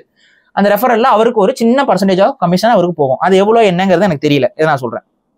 அப்போ ஒவ்வொரு மொபைல் இப்போ அந்த வீடியோ பார்த்துட்டு இப்போ ஒரு 1000 பேர் மொபைல் வாங்குறாங்கன்னு வைங்க, அந்த லிங்க் மூலமா போய் வாங்குறாங்கன்னா அது அமேசானுக்கு தெரிஞ்சிடும். இந்த லிங்க் மூலமா வந்து வாங்குறாங்க. அப்போ ஆட்டோமேட்டிக்கா உங்க லிங்க் மூலமா எத்தனை பேர் இந்த மொபைல் வாங்குறாங்க, அப்ப இவ்வளவு பேர் வாங்கியிருக்காங்க, இதுக்கு ரெஃபரல் மார்க்கெட்டிங் இவ்வளவு கமிஷன் உங்களுக்கு சொல்லிட்டு அந்த கமிஷன் அவரோட அக்கௌண்ட்டுக்கு கிரெடிட் ஆயிடும். இன்ட்ரெஸ்டிங். இதுதான் ரெஃபரல் மார்க்கெட்டிங். இது தப்பான்னு கேட்டா தப்பே கிடையாது. ஏன்னா ஒரு ப்ராடக்ட்ட ஒருத்தர் உங்ககிட்ட கொடுக்குறாரு, அதன் மூலயமா அவர் மேல இருக்க நம்பிக்கையில நீங்க போய் வாங்குறீங்க. அந்த ப்ராடக்ட் தப்பான ப்ராடக்டா இருந்து பட்சத்துல அது உங்க அந்த ரிவ்யூ கரெக்டா இல்லைங்க, கிரெடிபிலிட்டி கெட்டு போகும். அது பட் இது ஃப்ரீ ஃபார் ஆல் மார்க்கெட்ல இது நம்ம ஒத்துக்கிட்டு தான் ஆகணும். ஒருத்தர் ஒரு பொருள் விற்கிறாரு, அது சரியா தரமானதா இல்லையாங்கிறத நம்ம கஸ்டமர் அவேர்னஸோட தான் அணுகணும். இது நம்ம சைடு இருக்க ஃபால்ட். அவர் தப்பான ஒரு பொருள் விற்கிறாரு, நீ போய் வாங்கிட்டீங்கன்னா அது ஓன் பிரச்சனை. ஸோ இதுக்குள்ள நான் நுழையல. பட் இந்த ரெஃபரல் மார்க்கெட்டிங் கான்செப்டை தான் இந்த ஆப் இன்கார்பரேட் பண்ணுது. ஆனா ஆக்சுவலா ஒரு ஆப் இதை இன்கார்பரேட் பண்ண முடியாது. ஏன் அலோவ் பண்ண மாட்டாங்க மித்த ஆப்ஸ். ஏங்க அவனுடைய மார்க்கெட்டிங்குள்ள இருந்துட்டு அவன் யூடியூப் இன்ஃபுளுசருக்கு அந்த லிங்கை கொடுக்குறான், இந்த ஆப்ஸுக்கு எப்படி கொடுப்பான்? புரியுதா? இதை வச்சு ஒரு மாஸ் இதை எப்படி பண்ண முடியும்? அப்ப இந்த தனிப்பட்ட ஆப்போட இந்த லிங்கை பொறுத்த வரைக்கும் இன்னொன்று விஷயம் சொல்றேன். இப்போ அமேசான், இந்த பிளிப்கார்ட், இந்த மாதிரியான பெரிய நிறுவனங்கள் என்ன பண்ணுவாங்கன்னா அந்த ரெஃபரல் லிங்கை வந்து தனிப்பட்ட இண்டிவிஜுவல் யூடியூபர்ஸுக்கு கிரியேட் பண்ணி கொடுக்கறதுக்கான ஆப்ஷன் கொடுத்துருப்பாங்க.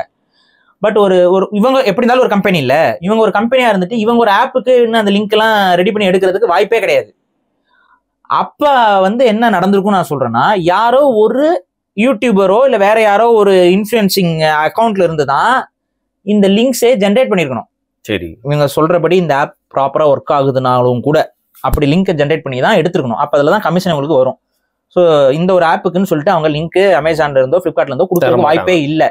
ஏன்னா அவங்களுக்கு இண்டிவிஜுவலா ஆப் இருக்கும்போது அதை விட்டுட்டு இன்னொரு ஆப்பை வந்து அவங்க உள்ள போய் பண்ண மாட்டாங்க. அது அவங்களுக்கு பேக் ஃபயர் ஆயிரும், அது அவங்களுக்கு தெரியும். சரி, இப்படி ஒரு ஆப்பை கிரியேட் பண்ணி இவங்க என்ன சொல்ல வராங்கன்னா, பிசினஸா இந்த ரெஃபரல் லிங்க் மூலமா எங்களுக்கு ஒரு கமிஷன் வரும்ல, அந்த கமிஷன் உங்களுக்கு என்ன கொடுத்துரும், அவ்வளவு நல்லவங்க நாங்க, இதுல உனக்கு என்ன லாபம்? பேரே ஆக்சிஜன் வச்சிருக்காங்க பாருங்க. உயிர் நாட்டிங்க ஆக்சிஜன். அப்படி ஆக்சிஜனை கொடுத்து பாலா நிரப்புறாரு இந்த தமிழகத்துக்கு. என்ன பண்றாங்க, இந்த லிங்க், அதாவது என்னன்னா நீங்க வாங்குற பொருள் எல்லாத்தையும் இந்த லிங்குகளை பயன்படுத்தி வாங்குங்க. இப்ப கேள்வி என்ன அப்படின்னா, இந்த லிங்கை நீங்க பயன்படுத்தி வாங்குறீங்க, இது ரெஃபரல் மார்க்கெட்டிங்லயே வரட்டும். ஒவ்வொரு பொருளும் நீங்க இந்த ஆப் மூலமா வாங்குறீங்க அப்படின்னா இதுக்கு போயிட்டு ஒரு கமிஷன் வருது. இந்த கமிஷன் அவங்களுக்கு கிரெடிட்டட்னு கொடுக்குறாங்கன்னே வச்சுக்குவோம். அதை உங்களுக்கு கொடுத்துட்டான் அப்படின்னா அந்த ஆப்புக்கு என்ன இதுல லாபம்? எதுவுமே இல்லையே. அதுல ஒரு சின்ன அமௌண்ட் அவன் எடுத்துக்கிட்டாலும் இது நிறைய பேருக்கிட்ட பரவனா தானே வரும். ஆனா இது அவ்வளவு பேர்கிட்ட பரவ போறதும் இல்லை. ஏன்னா இது வந்து இந்த மாடலை கேட்கும்போது தெரியுது இது ஒரு ஃபெயிலியரான ஒரு ஸ்கேம் மாடல்னு. அப்ப இங்க என்ன நடந்திருக்கும் அப்படின்னு நான் சொல்லவா? இந்த லிங்க்ல நீங்க இன்னொன்னு, நம்ம அமேசான், பிளிப்கார்ட்லாம் கேஷ் ஆன் டெலிவரி இருக்கும். ஆமா, அப்படி ஒரு ஆப்ஷன் இருக்கும். கேஷ் ஆன் டெலிவரியில நீங்க ஒரு பொருளை வாங்கினீங்கன்னா இவங்களுக்கு எப்படி கமிஷன் வரும்? போகுது. கேஷ் ஆன் டெலிவரியில பண்ணிட்டீங்கன்னா இந்த ஆப்புக்கு ஏதாவது கமிஷன் வருமா? இவன் எப்படி உங்களுக்கு ரெஃபரல் கொடுக்க முடியும்? அப்ப இந்த ஆப்பை பொறுத்த வரைக்கும் என்னவா இருக்கும்னா, பே பண்ணிட்டு, அதாவது நீங்க காசை அனுப்பிட்டு அதுக்கப்புறம் வந்துட்டு நீங்க வாங்குற மாதிரி இருக்கும். இதை ஏன் என்னால ஆய்வு பண்ண முடியலங்கிறது நான் காரணம் சொல்லிடுறேன். இந்த ஆப் இன்னைக்கு மார்க்கெட்லயே இல்ல. இந்த ஆப் வந்து விளம்பரம் பண்ணியிருக்கான். இது வந்து பிளே ஸ்டோர்ல இந்த ஆப் இருந்திருக்கு. பிளே ஸ்டோர்ல கூகுள் இதை பேன் பண்ணிடுச்சு. ஸ்கேம்னு சொல்லி ஏதோ தப்பு நடந்திருக்குன்னு சொல்லிட்டு இதை பேன் பண்ணிட்டாங்க. இன்னைக்கு அந்த ஆப் இல்ல. ஒர்க்கிங் கண்டிஷன்ல அந்த ஆப்பை முன்னாடி யாராவது டவுன்லோட் பண்ணி வச்சிருந்தீங்கன்னா அவங்க எங்களுக்கு அது என்ன மாதிரி ஃபங்க்ஷன் ஆச்சுங்கிறத சொல்லுங்க. அப்படி இல்லைங்கிற பட்சத்துல எங்களால அந்த ஆப்பை டவுன்லோட் பண்ண முடியல. இன்னொன்னு, இவங்களோட வெப்சைட்டுக்கு போய் பார்த்தா அந்த வெப்சைட்டையும் இவங்க தூக்கிருக்காங்க. இன்னைக்கு அந்த ஆப்புக்குள்ள போயிட்டு பாருங்க. நான் உள்ள போய் இருக்க ஸ்கிரீன்ஷாட் நான் அனுப்புறேன். பிளாங்கா இருக்கும். நீங்க வேணாலும் தேவைன்னா உள்ள போய் நீங்க டைரக்டா கூட நீங்க ஆய்வு பண்ணிக்கலாம். இந்த லிங்க்குள்ள போனீங்கன்னா அந்த வெப்சைட்டும் இல்ல, வெப்சைட்டே தூக்கிட்டு போயிட்டான். ஸோ அந்த கிரைமை மறைச்சிருக்காங்க. ஆப்பும் இன்னைக்கு இல்ல. அந்த ஆப் எப்படி ஃபங்க்ஷன் ஆச்சு நம்மளால முழுமையா இப்ப சொல்ல முடியாது. ஆனா எப்படி ஃபங்க்ஷன் ஆச்சுங்கிறத நம்மளால யூகிச்சுக்க முடியுது. என்னன்னா, நீங்க ரெஃபரல் வாங்குறதுக்கு கேஷ் ஆன் டெலிவரிங்கிற ஆப்ஷனே இருக்காது. ஆனா நீங்க உங்களுக்கே தெரியும், அமேசான்லயோ பிளிப்கார்ட்லயோ கேஷ் ஆன் டெலிவரி ஆப்ஷன்ல வாங்குறதுதான் சேஃப் அண்ட் செக்யூர். நம்ம ஒரு பொருள் வாங்குறோம், கேஷ் ஆன் டெலிவரி போட்டா பொருளை கையில ஒன்று கொடுப்பாங்க. அப்பயே நம்ம கொடுத்துட்டு ஓப்பன் பண்ணி பார்க்குறோம். சப்போஸ் பொருள் சரியில்லைன்னா உடனே நம்ம ரீஃபண்ட் போட்டு வாங்கிக்கலாம். காசு நம்ம பொருள் கைக்கு வந்தோடனே கொடுக்குறோம், அது வேற. நீங்க போட்டு உடனே சில நேரங்கள் வந்து அது பொருளே இல்லாம இருக்கும், பொருள் லேட் ஆகுனா ரீஃபண்ட் இதுக்கெல்லாம் அந்த காசு போயிட்டு லாக் ஆயிட்டு இருக்கும். தலைவலியில எல்லாம் நிறைய மாட்டிருப்போம். நானும் நிறைய டைம் மாட்டிருக்கேன். ஸோ அந்த பொருளை காசு கொடுத்து காசை போட்டு விட்டு வாங்குறது, ஜிபேல பண்றதுலாம் நமக்கு உண்மையிலே கஷ்டம். ஆனா இவன் கேஷ்பேக் ஆப்ஷன் ஒரு இன்னும் இருக்குன்னா அது ஜிபேல இல்ல வேற ஏதாவது பேயிங்ல காசை கொடுத்துட்டா தானே இருக்கும். இப்ப கேள்வி, இந்த ப்ரொசீஜருக்கு இந்த ஆப் என்ன மாதிரியான மெக்கானிசத்தை ஃபாலோ பண்ணுச்சுன்னு நமக்கு தெரியாது. அது யூஸ் பண்ணியிருந்தா தான் தெரியும். புரியுதா? இப்ப எனக்கு உண்மையிலே தெரியாது அந்த ஆப்ல. நம்மளும் போய் ஏன்னா அந்த ஆப் இல்ல. இதுல ஒரு பெரிய ஸ்கேம் நடந்திருக்கலாம். என்ன ஸ்கேம் அப்படின்னா, பே பண்ணி தானே வாங்குறீங்க. நீங்க போயிட்டு ஒரு லிங்க்ல ஒரு பொருளை பே பண்ணிட்டீங்க. அந்த பொருள் அங்க அமேசான்லயோ பிளிப்கார்ட்லயோ விழுகவே இல்லைன்னா, ஆர்டரே பிளேஸ் ஆகலைன்னா நீங்க யாருக்கு பே பண்ணீங்க? சோ இந்த பே பண்றது யாருக்கு நீங்க பே பண்றீங்கிறத அதுல காட்டும். அந்த வெண்டாருக்கு நீங்க பே பண்றீங்களா இல்ல அமேசானுக்கு பே பண்றீங்களாங்கிறத காட்டும். சப்போஸ் இது ஒரு பெரிய ஸ்கேமா இருந்துச்சுன்னா, இந்த பாலாவோட வீடியோ பார்த்துட்டு ஒருத்தர் 2000க்கோ ஒரு 5000க்கோ ஒரு பொருளை வாங்குறதுக்கு போட்டிருந்தாருன்னா அப்படியே அந்த காசு வேற எவனுக்கோ போயிருக்கும். அவ்வளவுதான். அமேசானுக்கே போயிருக்காது. ஆர்டருக்குள்ள அமேசானுக்குள்ளே போயிருக்காது. அடிச்சிட்டாங்க காசை. இதுல பெரிய அளவு ஸ்கேம் நடந்திருக்க வாய்ப்பு இருக்கு இந்த ஆப்ல. புரியுதா நான் சொல்றது? இந்த ஆர்டரே வந்து அமேசான் கிட்ட போகாது. அமேசானோட லிங்க் மாதிரி இருக்கும். நீங்க உள்ள போயிட்டு நீங்க ஆர்டரை பிளேஸ் பண்ணும்போது காசை வாங்குறவன் இவனா இருப்பான். இவன் காசை வாங்கிட்டு இப்போ இதை நீங்க உங்க ட்ரஸ்ட் வர வைக்கிறதுக்கு என்ன பண்ணிருப்பான், உங்ககிட்ட கொஞ்சம் காசை வாங்கிட்டு பொருளை வந்து அவன் ஏதாவது அவுட் சோர்ஸ் பண்ணி கூட எடுத்து அனுப்பிடுவான். இல்ல டைரக்டா அவன் அமேசான்ல பிளேஸ் பண்ணி ரெஃபரல் மார்க்கெட்டிங்ல கூட அனுப்பியிருக்கலாம். இதுல வர சின்ன அமௌண்ட்டை உங்களுக்கு கொடுத்துருக்கலாம் கொஞ்ச நாளைக்கு இந்த ட்ரஸ்ட் பில்ட் பண்றதுக்கு. இந்த ட்ரஸ்ட் பில்ட் ஆக நீங்க சின்ன சின்ன அமௌண்ட்ல இருந்து பெரிய பெரிய அமௌண்ட்டுக்கு நீங்க மூவ் ஆயிட்டு வந்திருப்பீங்க. பெரிய பெரிய பொருள் வாங்க ஆரம்பிச்சிருப்பீங்க. ஒரு சின்ன சரி ஒரு நீங்க எல்லாரும் என்ன பண்ணுவீங்க, ஒரு 100 ரூபாய்க்கு வாங்கி பார்ப்போம். 100 ரூபாய்க்கு அவன் 10 ரூபா அனுப்பியிருப்பான். நீங்க என்ன நினைப்பீங்க, ஒரு 1000 ரூபாய்க்கு வாங்கி பார்ப்போம், 5000 ரூபாய்க்கு வாங்கி பார்ப்போம். நீங்க போட்டுக்கிட்டே இருந்திருப்பீங்க, வாங்கிட்டே இருந்திருப்பீங்க.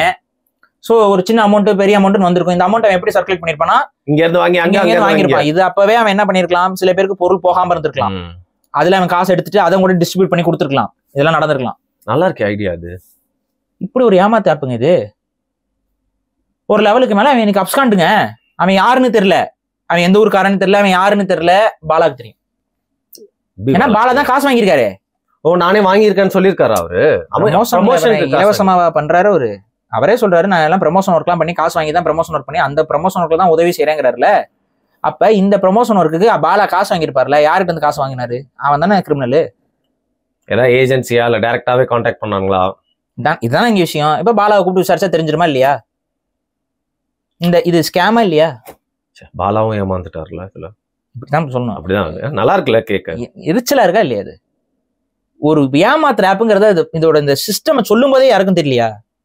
நான் அவ்வளவு கூமுட்டைகளை இவங்களாம், நாங்கெல்லாம் கூமுட்டைங்க. நான் அடுத்து ஒரு அப்பாலஜிஸ் வீடியோ ஒன்று போடுங்க. நான் அன்றாடம் காட்சிங்க. இப்போ நான் இப்போ எது காசு கொடுத்தாலும் யாரு காசு கொடுத்து நடிக்க சொன்னாலும் நான் நடிச்சிருவேங்க அப்படின்னு ஏதாவது பேசுவீங்களா? அழுதுட்டே பேசுவேன். எனக்கு புரியல. எனக்கு ஏமாத்துறது, மக்கள்கிட்ட ஏமாத்தி காசு கொடுங்குறவன் காசு கொடுத்து நடிக்க சொன்னா நடிச்சிருவீங்களா? இது என்ன மாதிரியான உதவி? 1000 பேரை நாசம் பண்ணி அவங்கிட்ட திருடி நான் இங்க ஒரு 4 பேருக்கு நான் உதவி செய்யறேன் அப்படின்னா இது ஸோ இது கண்ணு முன்னாடி உங்களுக்கு ஆதாரமா இருக்குது. அவர் தான் அது இல்லை ஏதோ ஏஐல வந்து பாலா மாதிரி சோடிச்சு இன்னும் கொஞ்ச நாள் அதெல்லாம் சொல்லிடுவாங்க, நான் நடிக்கலைங்க ஏஐ நடிச்சிருச்சுங்கன்னு. பல தலைவர்கள் அப்படித்தான் தப்பிக்க போறாங்க. ஸோ ஆட்டோமேட்டிக்கா நான் சொல்றேன், இது பாலா வந்து இந்த விஷயத்துல இந்த ஆக்சிஜன் ஆப்ல இது ஒரு பெரிய ஸ்கேமு. இதுல யாராவது பாதிக்கப்பட்டிருந்தீங்கன்னா தயவு செஞ்சு சொல்லுங்க, கமெண்ட்லயும் போடுங்க. கமெண்ட்ல போடுறத விட சைபர் கிரைம்ல கம்ப்ளைண்ட் பண்ணுங்க. இல்ல நடந்திருக்கான்னு எனக்கு தெரிஞ்சுக்கணும். கண்டிப்பா 50,000 ரூபாய் கொடுத்து ஒரு எனக்கு தெரியல, நான் ஒரு ஏன்னா 50,000 ரூபாய் சம்பாதிக்கிறதுன்னு சொல்லிடுறேன், ஒரு குறைஞ்சபட்சம் 50,000 ரூபாய் இவர் கொடுத்துருப்பாங்க ஒரு நம்பிக்கையில் நான் சொல்றேன். சரி, அது அதிகமாக கூட இருக்கலாம் எனக்கு தெரியல. ஒரு அமௌண்ட்டை கொடுத்து இந்த ஆப்பை ப்ரொமோட் பண்ணுங்கன்னு சொல்றவன் இதுல இருந்து லாபம் பார்க்காம இருந்திருப்பான், சொல்லிட்டு தான் போயிருப்பான். அப்ப சொல்லிட்டு நீங்க போயிருக்கானா அவன் திருடி தான் போயிருக்கான். இல்லைன்னா எதுக்கு இப்போ வந்து சக்ஸஸ்ஃபுல்லான ரொம்ப நல்ல நேர்மையானவனா இப்போ எங்க அந்த ஆப், எதுக்கு அந்த ஆப் காணும்? பிளே ஸ்டோர்ல அந்த ஆப் இல்ல, அந்த லிங்கே இல்ல, லிங்கே வேலை செய்யல, பிளே ஸ்டோர் லிங்கே வேலை செய்யல. அவங்க தான் போட்டிருக்காங்க, அவங்களோட அஃபிஷியல் இதுலயே போட்டிருக்காங்க பிளே ஸ்டோர் லிங்க் வேலை செய்யல, வெப்சைட் வேலை செய்யல, வெப்சைட்டே இல்ல. வெப்சைட் வேலை செய்யலாம் இல்லை, அது 1 வருஷத்துக்கு மேலாம் வெப்சைட் இருக்கும். அப்படியே அந்த வெப்சைட்டை டெலிட் பண்ணிட்டு போயிருக்காங்க. க்ரைமே நடக்கல. இப்ப எத்தனை பேட்டை ஏமாத்தினாங்க தெரியல. இன்னும் நான் சொல்றேன், இந்த இன்ஸ்டாகிராமு இந்த ஃபேஸ்புக் இதுல எல்லாம் பொருட்கள்லாம் விற்கிறாங்கல்ல. இப்ப நீங்க பார்த்து இன்ஸ்டாகிராம்ல இப்ப நிறைய வருது, எல்லாமே ஃபேக். அதெல்லாம் அந்த பொருள் வராது, நீங்க காசு கிட்ட ஏமாந்துடாதீங்க. இந்த எக்ஸசைஸ் பண்ற பொருள் வரும், அந்த இந்த இதுக்கு பொருள் விற்கிறோம், அது விற்கிறோம், இது விற்கிறோம், இது நீங்க இதெல்லாம் போட்டுட்டு இருக்காங்கல்ல இன்ஸ்டால வருதுல, இப்ப எல்லாமே ஃபோர்ஜரி. நம்பி காசு போட்டீங்கன்னா எதுவுமே வராது. ரொம்ப ட்ரஸ்ட் ஒர்த்தி பெரிய பெரிய கம்பெனிஸ் இருக்குல்ல, அந்த கம்பெனிஸ்லயே சில இடங்கள்ல தப்பு நடக்குது. அப்ப இந்த ஆன்லைன் மார்க்கெட்டிங்ல இந்த மாதிரி சும்மா அந்த விளம்பரம் போடுறது இதுல எல்லாம் நம்பிட்டு காசு கட்டிடாதீங்க, ஏமாந்துருவீங்க. வராது அந்த பொருள், ஃபேக்கா இருக்கும். இன்னும் நான் சொல்றேன், ஒரு எக்ஸாம்பிள் சொல்றேன். இப்ப சமீபத்துல ஒரு ஏஐ ஃபேமஸ் ஆச்சுல, நம்மளோட மினியேச்சரை காட்டுற மாதிரி, 3D பில்ட் மாதிரி, அதை வச்சு விளம்பரம் வருந்துச்சா இல்லையா இன்ஸ்டால? என்ன வருது, இந்த மாதிரி நானோ இது வந்து ரியலா செஞ்சு நாங்க விக்கிறோம், நீங்க வாங்கிக்கோங்கன்னு சொல்லி அதே ஏஐ பயன்படுத்தி அதை கிரியேட் பண்ணி நம்மளுக்கு காமிச்சு இதை நாங்க விற்பனை பண்றோம்னு இன்ஸ்டால ஆட் பாத்தீங்களா இல்லையா? இதை நம்பி எத்தனை பேர் ஏமாந்துட்டு இருப்பான். எப்படி இதை கவர்மெண்ட் அலோவ் பண்ணுதுன்னு எனக்கு இன்னைக்கு வரைக்கும் புரியல. ஒரு ஸ்கேம்ல வாழ்ந்துகிட்டு இருக்காங்க, உட்காந்து தின்னுட்டு இருக்காங்க. இன்னொரு விஷயம் நடந்துச்சு, அதுல தவறான லிங்க்ஸ் எல்லாம் உடனே கிரியேட் பண்ணி நிறைய பேர் வந்து பாத்தீங்கன்னா பர்சனல் இன்ஃபர்மேஷன் எடுத்துட்டாங்க, போன் ஹேக் ஆயிடுச்சு, காசு போயிடுச்சு சொல்லிட்டு இருக்காங்கல்ல. இது நடக்கும். இப்ப இன்னொன்னு இந்த ஆக்சிஜன் ஆப்ல இன்னொரு விஷயம் இருக்கு. இந்த பொருளை வாங்குறவங்க நாங்க தங்களோட டீடைல்ஸ் ஃபில் பண்ணி இந்த பொருளை வாங்கியிருக்காங்கன்னா அதெல்லாம் திருடுறதுக்கு முடியும். உங்களோட அவங்க கிட்ட இருந்து டேட்டாவை திருடி இருக்கலாம். இவங்க வந்து இந்த பணம் கொடுத்து டிரான்சாக்சன் நடந்திருக்கனால என்ன வேணாலும் பண்ணலாம். புரியுதுங்களா நான் சொல்றது? இந்த டிரான்சாக்சன் பண்றதுல நீங்க ஒரு சம்பந்தம் இல்லாத ஆப்ல எல்லாம் இந்த டிரான்சாக்சன் எல்லாம் பண்ணிட்டீங்க அப்படின்னா அவன் உங்களோட டிரான்சாக்சனை பயன்படுத்தி உங்களோட இதுல ஓடிபி எல்லாம் வர மாதிரி எல்லாம் இருந்துச்சுன்னா அவன் உங்களோட காசவே திருடி இருக்க வாய்ப்புகள் உண்டு. இந்த ஆப் மூலியமா எத்தனை பேர் ஏமாந்தா, எந்த விதத்துல ஏமாந்தான்னு நமக்கு தெரியல. கண்டிப்பா சைபர் கிரைம்ல கம்ப்ளைண்ட்ஸ் ஃபைல் ஆயிருக்கும். அதனாலதான் தலைமுறை ஆயிட்டான் ஆப்புக்காரன். ஆனா அந்த ஆப்புக்கு ப்ரமோஷன் ஒர்க் பண்ணவரு பாலா. அவர் மாட்டிக்கிட்டாரு. அவர் எங்கெங்க மாட்டிக்கிட்டாரு? அவர் தான் தைரியமா இருக்காரு. அவருக்கு தான் மக்கள் படை இருக்கே, மக்கள் படை சூழ இருக்காங்களே. நமக்கு கூட சில பேர் எல்லாம் கமெண்ட் பண்றாங்கல்ல, என்னன்னு கர்ணன் அந்த படத்துல எல்லாம் கர்ணன் கர்ணன் உங்க பேரு கூட தான் பாரி. ஆமா, என் பேரு கூட தான் பாரி. அதுக்காக இல்லங்க சொல்றேன் வந்து கர்ணன் அவரு. பாலா வந்து நீங்க என்ன நினைச்சிட்டு இருக்கீங்க? அவர் கழுத்துல ஒரு காதுல ஒரு சின்ன வடு இருக்கு, நீங்க பாத்தீங்களான்னு கேட்டாங்க. அது ஒண்ணும் இல்ல, கிருஷ்ண பரமாத்மா வந்து போன ஜென்மத்துல அவர்கிட்ட வந்து கேட்கும்போது அது அறுத்து கொடுத்தாரு, அந்த குண்டலத்தை அறுத்து கொடுத்தாரு. அப்புறம் அவர் மார்புல இருந்த கவசத்தையும் குண்டலத்தையும் அறுத்து கொடுத்தாரு. அந்த நவயுக கர்ணன் தான் அவருலாம் பேசுறாங்க. காதுல பாருங்க சின்ன புண்ணு அவருக்கு இன்னும் இருக்குங்கிறாங்க. நான் சொன்னேன் என் காதுலயும் ஒரு சின்ன புண்ணு இருக்கு பாருங்க, அதாவது காது குத்துன புண்ணு. அதெல்லாம் சின்ன வயசுல காது குத்திட்டாங்க. பாவம் இல்லையா? காதுலாம் சின்ன வயசுல குத்திட்டாங்க. அந்த காது சின்ன வயசுல குத்துனதுனாலதான் என்னமோ தெரியல, இது இந்த மூஞ்சிகள் எல்லாம் பார்த்தா நமக்கு நம்பிக்கையே வர மாட்டேங்குது. இல்ல நம்ப மாட்டாங்க. 1.5 வருஷமா நீங்க வந்து என்கிட்ட ஆஃப் த ரெக்கார்ட் சொல்லிட்டு இருப்பீங்க, ஏதோ சரியில்லை, சரி விடுங்க ஒரு நாள் வரட்டும் அப்படின்னு சொல்லி. நான் உங்ககிட்ட சொல்லிட்டு இருக்கேன், நம்ம பப்ளிக்ல கூட நம்ம இந்த உதவி செய்யற விஷயத்தையெல்லாம் போட்டு நம்ம பேசும்போது பாலா மனசு முகம் வந்து நம்ம முகத்துல வந்துட்டு போச்சு.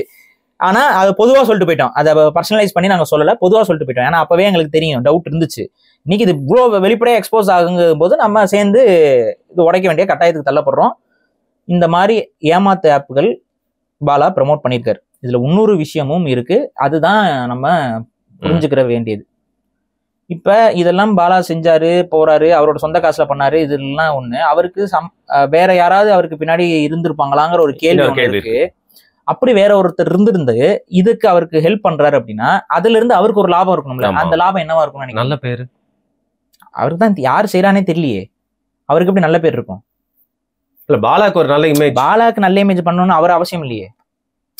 யாரோ ஒருத்தர் செய்யறாரு பாலாவை, அவரு கேக்குறீங்க, அவருக்கு வந்து என்ன ரிட்டர்ன்ஸ் எதிர்பார்ப்பாரு? அப்ப அந்த இடத்துல தான் நம்ம போய் யோசிக்கணும். சரி, இது பாலா சொந்த காசுல பண்ணாருங்கிறத வரைக்கும் இது வேற. ஆனா பாலாக்கு மேல இருந்து யாராவது இது காசு கொடுத்துருந்தாங்கன்னா அது என்னவா இருக்கும்னு நான் சொல்றேன். சிம்பிளா நான் ஒரு விஷயம் சொல்றேன். இந்த வீடியோ நீங்க பாக்குறீங்க, பாலாவோட கண்ணீர் மல்கக்கூடிய இந்த வீடியோக்களை நீங்க பாத்துக்கிட்டு இருக்கும்போது ஒரு ஆடு வரும்.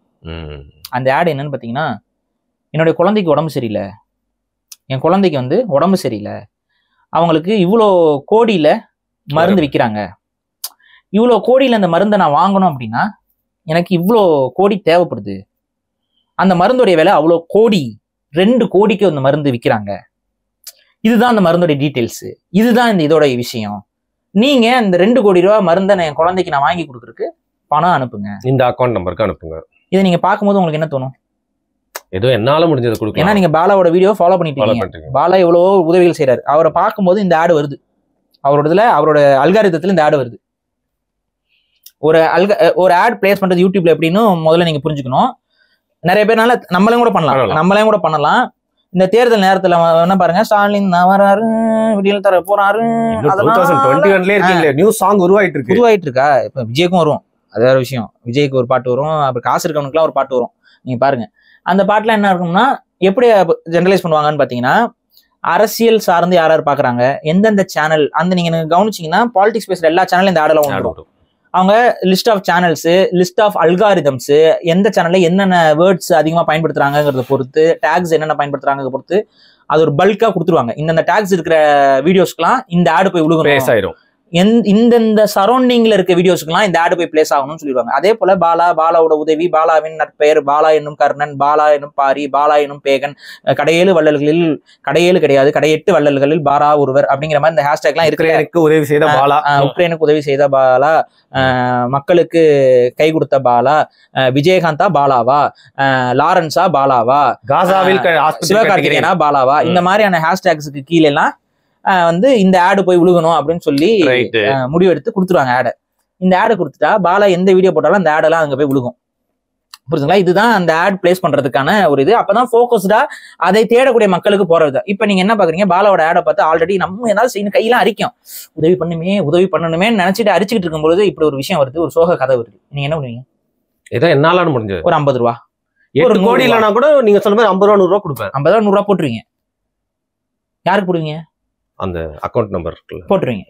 அது நீங்க அக்கௌண்ட் நம்பர்லாம் போதில்ல, டைரக்டா டக்குனீங்கன்னா ஒரு ஆப் வரும். அந்த ஆப்ல வந்து அவனே 20 ரூபா 30 ரூபா 40 ரூபா தான் வச்சிருப்பான். சில்லறை காசு மாதிரி தான் இருக்கும். டப்புன்னு போட்டு டக்குன்னு கொடுத்து போயிட்டு வந்து பாக்குறதுக்கு உடனே அனுப்பலாம் போல தோணும். ஈஸியா அனுப்புற மாதிரி இருக்கும். டக்குன்னு அனுப்பிட்டு வந்துருவீங்க. இப்ப இது மாதிரி எத்தனை பேருக்கு அந்த உணர்வு வந்திருக்கும்? சரி, ஒரு 100 பேர் பாக்குறாங்கன்னா 50 பேருக்கு வந்தா கூட போதுமே. 100 பேர் பாக்குறதுல 10 பேருக்கு வந்தாவே போதும். இப்போ 1 மில்லியன் வியூஸ் வருது. கணக்கு பண்ணிக்கோங்க. 1 லட்சம் பேர், 1 லட்சம் பேருக்கு 10 ரூபா தான் அனுப்புறாங்க. பரவாயில்லையே. என்ன காசு எங்கேயோ போகுது. புரியுதா? ஆப் டெவலப்பர்ஸ் யாரா தெரியுமா உங்களுக்கு? ஃப்ரெண்ட்ஸ் இருக்காங்களா? இருக்காங்க. ஒருத்தர் இருக்காப்ல, வேணுமா? உங்களுக்கு தெரியும் யார் அவருன்னு? வேணாம் தம்பி அப்படி இப்ப அவன் கமெண்ட் அடிப்பான், நான் தான் அந்த ஆப் டெவலப்பர் ஃப்ரெண்டு. சரி விடுங்க, நல்ல பையன் தான். என்னன்னா இதுதான் விஷயம். இந்த பிசினஸ் வாய்ப்பு இருக்கா இல்லையா? கண்டிப்பா. இப்ப நான் கேட்கிறேன், எத்தனை பேர் பாலாவோட வீடியோஸ் பார்க்கும்போது இந்த ஆட்ஸை பாத்தீங்க? உங்களுக்கு தெரியும், பார்த்தா உங்களுக்கு தெரியும். அதுல எத்தனை பேர் பாலா ஆட்ஸ் பார்த்துட்டு இந்த மாதிரியான ஆப்ஸ்குள்ள போயிட்டு காசு கொடுத்தீங்க, உதவி செஞ்சீங்க, இல்ல இந்த ஆப்ஸ்குள்ள போயிட்டு அந்த ஆட்ஸை பார்த்தீங்க?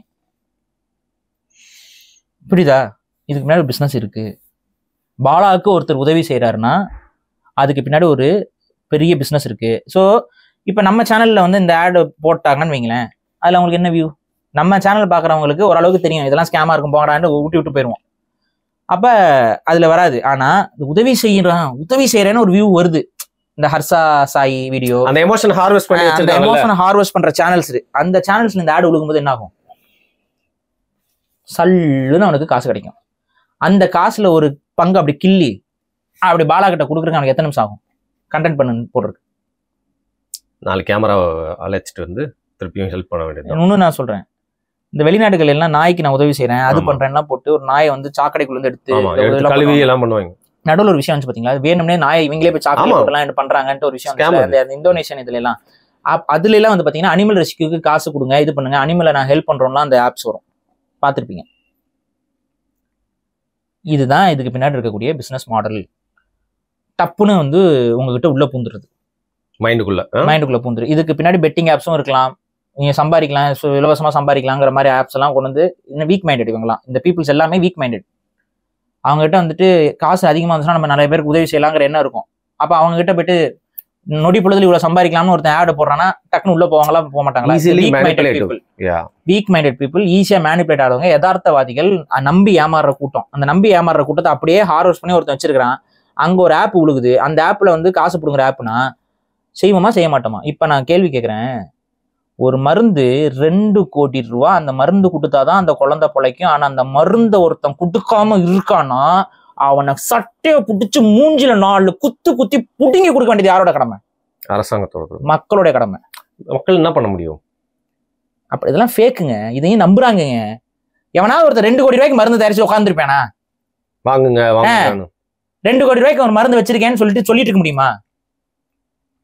சரி, அப்படி ஒரு மருந்து இருக்கு, அந்த மருந்தை வந்து நாங்க இது பண்ணி கொடுக்குறோம் அப்படின்னா இதெல்லாம் கேட்கறதுக்கு எப்படி இருக்கு? கேட்கறதுக்கு எப்படி இருக்கு? இந்த மருந்து போட்டா சரியாயிரும், ஆனா இந்த மருந்து நான் கொடுக்க மாட்டேன், இதுக்கு வேலை 2 கோடின்னு ஒருத்தர் சொல்லிட்டு ஒரு மனித உயிரை வந்து சாவடிக்கிறான் அப்படின்னா இதை எதிர்த்து கேள்வி கேட்கணுமா?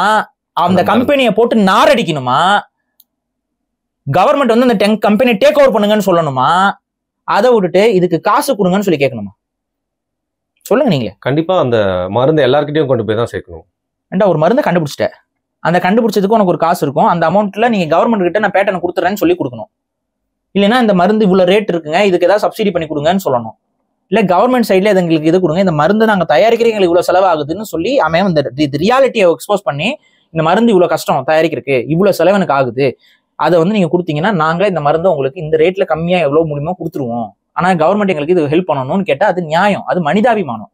அதை விட்டுட்டு ஒரு 2 கோடி 3 கோடிக்கு மருந்தை தயாரிச்சு வச்சிருக்கேன், காசு இருந்தா நீ உயிர் பொழைச்சிட்டு போ, இல்லைன்னா செத்து போன்னு சொல்றது எதுக்குடா? மருந்தை கண்டுபிடிச்ச நீ எதுக்கு மருந்தை கண்டுபிடிச்ச?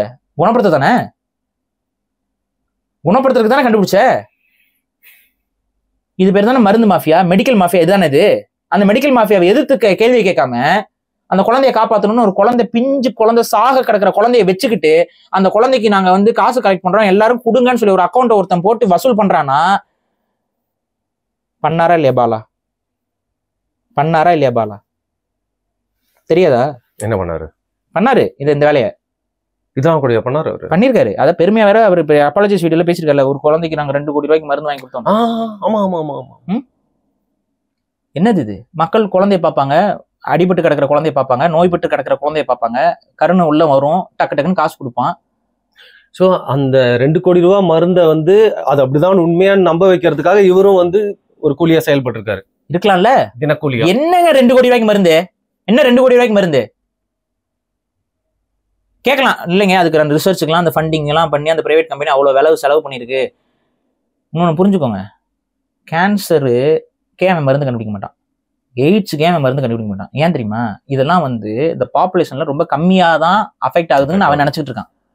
ஆனா எத்தனையோ பேருக்கு வருது, அதுக்கே அவன் வந்து ப்ராப்பர் ரிசர்ச் எல்லாம் பண்ண மாட்டான். ரொம்ப ரேர் கேசஸ் எல்லாம் அவன் மருந்து கண்டுபிடிக்கிறான். நீ நம்புற பாரு, இதுவே பொய், முட்டாள்தனம். அவன்கிட்ட முன்னாடியே அந்த மருந்து இருக்கு, அவன் எல்லாம் புதுசா இதுக்கெல்லாம் ரிசர்ச் பண்ணலாம் இல்லை, அவன்கிட்ட முன்னாடியே ஆக்சிடென்ட் எல்லாம் கண்டுபிடிச்சிருப்பான், இல்ல பேட்டர்ன் எல்லாம் வச்சிருப்பான். அவனை பொறுத்த வரைக்கும் இது ரொம்ப மைனரான கேசஸ், இது நிறைய பேருக்கு ரேர் கேசஸா இருக்கும், அதுக்கு அவன்கிட்ட மருந்து இருக்கும். அந்த மருந்தை வந்து அவன் இந்த ரேட்டுக்கு பிட் பண்ணி யாரும் வாங்க முடியாது. அவங்க யாரும் வாங்க முடியாதுங்கும் போது இது கிரவுட் ஃபண்டிங் மூலமா காசு அடிக்கிறதுக்கு வேலை. இதுவே ஸ்கேம், ஒட்டுமொத்த மெடிக்கல் ஸ்கேம் இது. இதையும் நம்பி நம்ம எல்லாம் காசு போடுவோம். ஏன்னா நம்ம கிட்ட அந்த கருணையை வந்து புடுங்க பாக்குறானுங்க. இன்னொன்னு, இப்ப நிறைய நீங்க காசாக்கு ஃபண்டு கொடுங்கன்னு சொல்லி வீடியோஸ் நிறைய வருதா? எல்லாமே எல்லாம் ஒரிஜினல் கிடையாது. நான் கேட்கிறேன், காசால போர் நடந்துகிட்டு இருக்கு, எப்படி வந்து நெட்வொர்க்கிங் பேங்கிங்ல அவனுக்கு ஃபங்க்ஷன் ஆயிட்டு இருக்கும் நீங்க நம்புறீங்க? எப்படி முதல்ல உள்ள எடுத்துட்டு போவ? ஏன்டா எங்க மக்கள் வந்து நடந்து எஜிப்த் வழியா நடந்து நான் காசாக்குள்ள போறேன்னு சொல்லி மக்கள் கேக்குறாங்க, எஜிப்தியன் ஆர்மி அனுமதிக்காம ஆர்மி தடுத்து துப்பாக்கி முனையில உள்ள அலோவ் பண்ண மாட்டேங்குது. கெஞ்சுறான், ஒரு ஹியூமனிடேரியன் கெஞ்சுறான், அங்க மக்கள் செத்துக்கிட்டு இருக்காங்கடா, எங்கிட்ட நிவாரண பொருட்கள் இருக்கு, மருந்து இருக்கு, நாங்க உள்ள அனுமதிங்க, தயவு செஞ்சு அனுமதிங்க, நாங்க செத்தாலும் பரவாயில்ல, நாங்க உள்ள போய் கொடுக்குறோம். எஜிப்தியன் கவர்மெண்ட் அனுமதிக்க முடியல, எல்லாம் அனுமதிக்க முடியாதுங்குது, போக முடியாது. அந்த கிரெட்டான ஒரு பொண்ணு இருக்கும்ல, அந்த பொண்ணு கப்பல்ல போச்சா, என்ன பண்ணாங்க? கடல்லே பிடிக்கலையா அந்த பிள்ளைய? உள்ளே நீ வரக்கூடாதுன்னு சொல்லி தடுத்துக்கிட்டு இருக்கா. நீ இங்க இருந்து பேங்க் அக்கௌண்ட் வந்து வேலை செஞ்சுட்டு இருக்காங்க. சோஷியல் ஆக்டிவிட்டிஸ் அந்த பொண்ணு. ஆமா, காசால இனப்படுகொலை நடக்குது, ஆனா இனப்படுகொலை வச்சு வசூல் பண்ணிட்டு தான் இருக்கான். இதுதான் உண்மை. மனிதாபிமானமே இல்லாம எல்லா சைடும் பிசினஸ்ங்க இது. இந்த நன்கொடை லொட்டு லொசுக்குங்கிற பேர்ல இவங்க பண்றது எல்லாம் பிசினஸ்ல ஸ்கேம். அங்க உதவி போதா போகலையா ஒன்னும் தெரியாது. யாராவது ஒருத்தவங்க 2 பேர் இருப்பாங்க. நான் அதாவது சொல்றேன், செஞ்சிலுவை சங்கங்கள் இந்த மாதிரி ஒரு இதுக்குனே ரெப்யூட்டடா இருக்கிறாங்க. அவங்களாலே உள்ள போக முடியல. செஞ்சிலுவை சங்கத்தினாலே உள்ள போக முடியல. செஞ்சிலுவை சங்க ஆட்கள் உள்ள போறதே இது அனுமதிக்க மாட்டேங்குது இஸ்ரேல் ஆர்மி. புரியுதுங்களா? செஞ்சிலுவை சங்கத்துக்காரனே எங்களை உள்ள விட மாட்டேங்கிறான்னு புலம்பிட்டு இருக்கேன். செஞ்சிலுவை சங்கத்தை விட என்ன உள்ள போயிருவேன்? செஞ்சிலுவை சங்கத்துக்கு ராணுவ பாதுகாப்பு இருக்கும் தெரியுமா? செஞ்சிலுவை சங்கத்துக்கு அமெரிக்க ராணுவ பாதுகாப்போட போவாங்க. அவங்களே இஸ்ரேல்காரன் உள்ள விட மாட்டேங்கிறான்.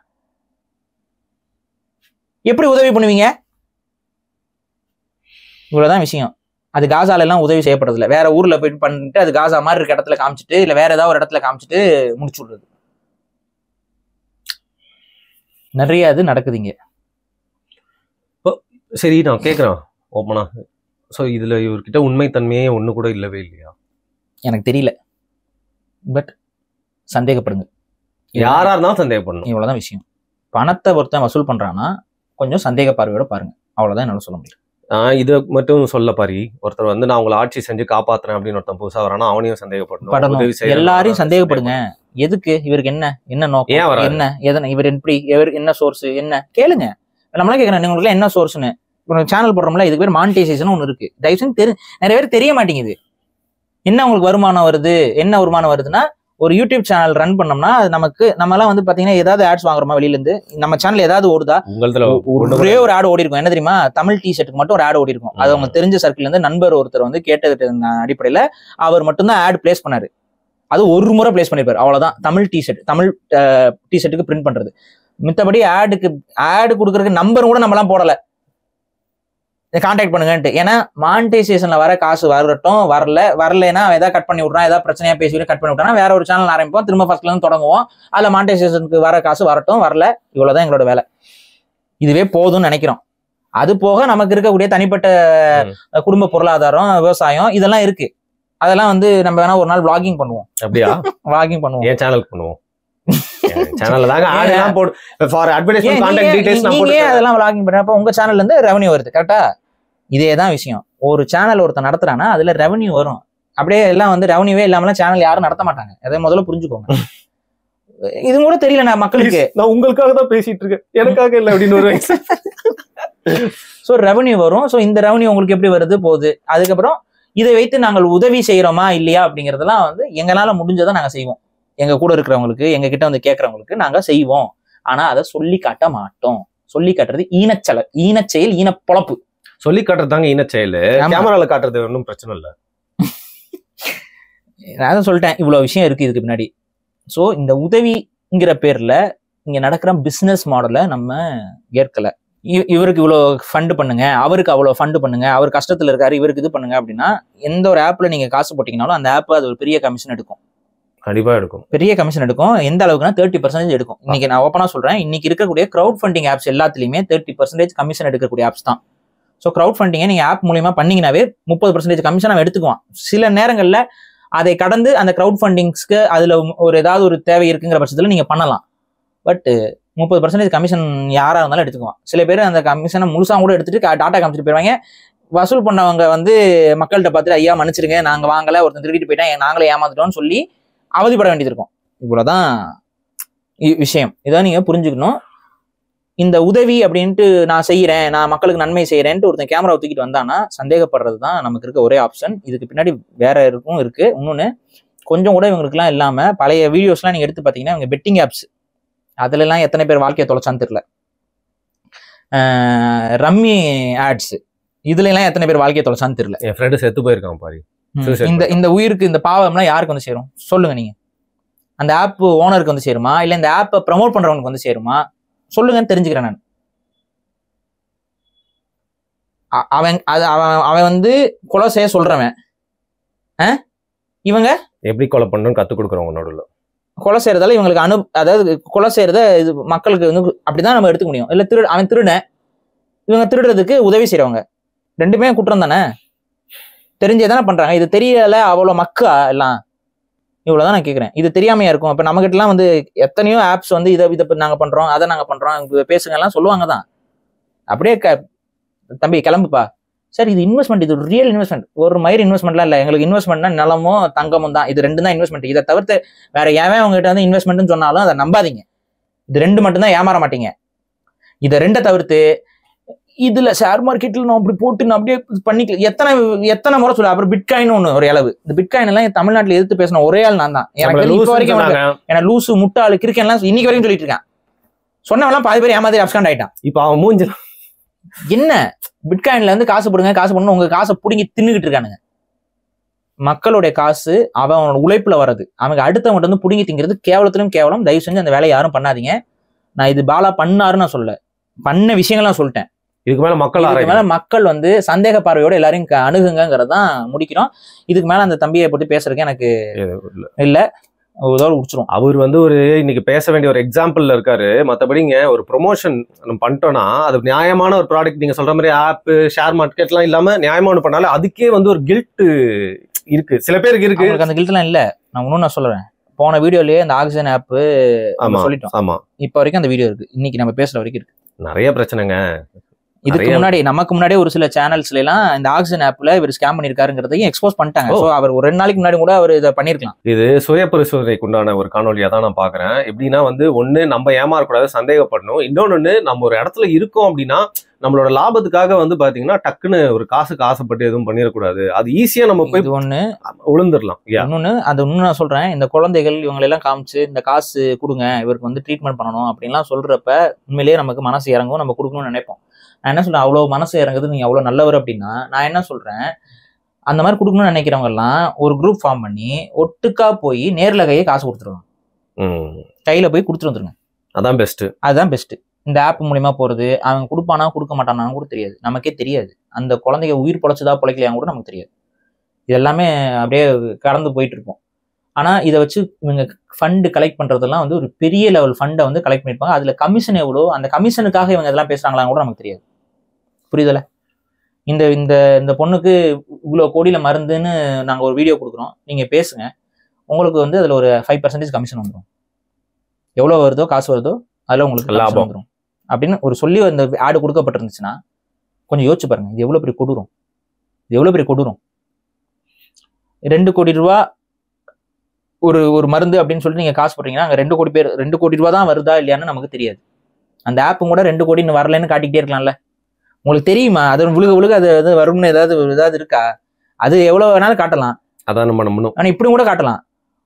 2 கோடிக்கு இன்னும் 10 ரூபா தாங்க மிச்சம் இருக்குது அப்படின்னு சொல்லியே நின்றுட்டு இருந்துச்சுன்னா நீங்க எல்லாம் என்ன நினைப்பீங்க, 10 ரூபா தானே, 10 ரூபா நம்ம போட்டுருவோம், நம்ம 10 ரூபா நம்ம போட்டுருவோம், நீங்க எல்லாரும் போட்டுக்கிட்டே இருப்ப. ஒரு 2 நாளைக்கு அவன் அப்படியே நிப்பாட்டிருப்பான். அப்படியே 10 ரூபாயே போட்ட எத்தனை பேர்? கொஞ்சம் யோசிங்க. இது இந்த மாதிரிலாம் ஸ்கேம் பண்ண முடியும். தயவு செஞ்சு இந்த மாதிரி இதை ஏமாந்துடாதீங்கன்னு தான் நான் திரும்ப சொல்றேன். ஒரு நிறுவனம் ஒரு குழந்தையோட உயிரை வச்சுக்கிட்டு நான் 2 கோடி ரூபாய் நீ கொடுத்தினா தான் நான் உனக்கு மருத்துவம் பண்ணுவேன்னு சொல்லிட்டு ஒரு டாக்டர் இருக்கிறான்னா அவன் டாக்டரே கிடையாது. அப்படி ஒரு நிறுவனம் இருக்குன்னா அது ஒரு நிறுவனமே கிடையாது. இதெல்லாம் சாத்தான் கூட்டம், சாத்தான் கூட்டங்க. ஒரு குழந்தையோட உயிர் இருக்குது, மருந்து என்கிட்ட இருக்கு, ஆனா நான் இதை கொடுக்கணும் அப்படின்னா நான் காசு வாங்குவேன் அப்படின்னா நீ கொடுத்துட்டு கூட எனக்கு இது ஒரு செலவாயிருச்சு யாராவது கொடுங்கன்னு கேட்கறது வேற. அந்த குழந்தைய காப்பாத்திட்டோம், நீங்க கொடுங்க, ஆனா இவ்வளவு செலவாகுது இந்த மருந்து செய்யறதுக்கு, இந்த ட்ரீட்மெண்ட் பண்றதுக்கு இவ்வளவு செலவாகுது, எங்களுக்கு கொடுத்து உதவுங்க, நான் கூட வேற. காப்பாத்திட்டோம்னா சொன்னா பரவாயில்ல, காப்பாத்தணும்னா இந்த மருந்து என்கிட்ட மருந்து இருக்குது ஆனா நான் கொடுக்க மாட்டேன், இதுக்கு இவ்வளவு காசு. எவ்வளோ பெரிய சாத்தானா இருப்பான் அவன். அப்படி ஒருத்தன் பண்ணிட்டு இருந்தானா அந்த சைத்தானுங்களை அடையாளம் காணுங்கன்னு தான் நான் சொல்றேன். அவ்வளவுதான் விஷயம். சரி, ஓகே. இப்போ வந்து நிறைய விஷயங்கள் எல்லாம் பேசிட்டாங்க. தொடர்ந்து நீங்களே வந்து ஒருத்தர் அட்டாக் பண்ணணும் இதில் அதை சுற்றி இருக்கிற விஷயங்கள் இந்த பாலாவை பயன்படுத்தி நம்ம உங்களுக்கு ஒரு அவேர்னஸ் கொடுத்துருக்கோம். பாலாவை அதுக்காக நம்ம பயன்படுத்திக்கிட்டோம். இதுதான் உண்மை. இந்த அவேர்னஸ் உங்களுக்கு தேவை. இல்லைன்னா எவனாவது ஒருத்தன் உதவின்ட்டு கிளம்பிடுவான். பாலா மட்டும் இல்லை, இதுக்கு இந்த மாடல் இது ஒரு மாடல். சோனு சூத்து முன்னாடி, அதுக்கப்புறம் ஹர்ஷா சாயி அடுத்து, பாலா இப்ப, நாளைக்கு வேற யாராவது ஆட்கள் மட்டும் தான் மாறும். வேற யாராவது பாலாக்கு அடுத்து ஓலா யாராவது ஒருத்தர் வரலாம், பிரச்சனையாகும். அதனால தெரிஞ்சு வச்சுக்கோங்க. தெரிஞ்சு வச்சுக்கிட்டு கடந்து புரிஞ்சுக்கோங்க. ஒரு சந்தேகத்தோடய அப்படி மேலே எங்கேயும் பாங்க, அவ்வளவுதான் விஷயம். 2 வாட்டி பார்த்து அதை பழகிட்டாலே ஈஸியா ஸ்கேன் பண்ணி வந்துடும். சத்தியம் வந்துடும். ஒரே ஒரு இந்த நேரத்துல ரிக்வெஸ்ட் வச்சுக்கிறோம் பாலா கிட்ட, எந்த காரணத்துக்கு கொண்டும் நீங்க உதவி பண்றது மட்டும் நிறுத்தாதீங்க. உங்களுடைய உதவி இந்த உலகத்துக்கு தேவை. மிக்க நன்றி. உங்களோட சொந்த காசுல தாராளமா நீங்க உதவி பண்ணுங்க. கேமரா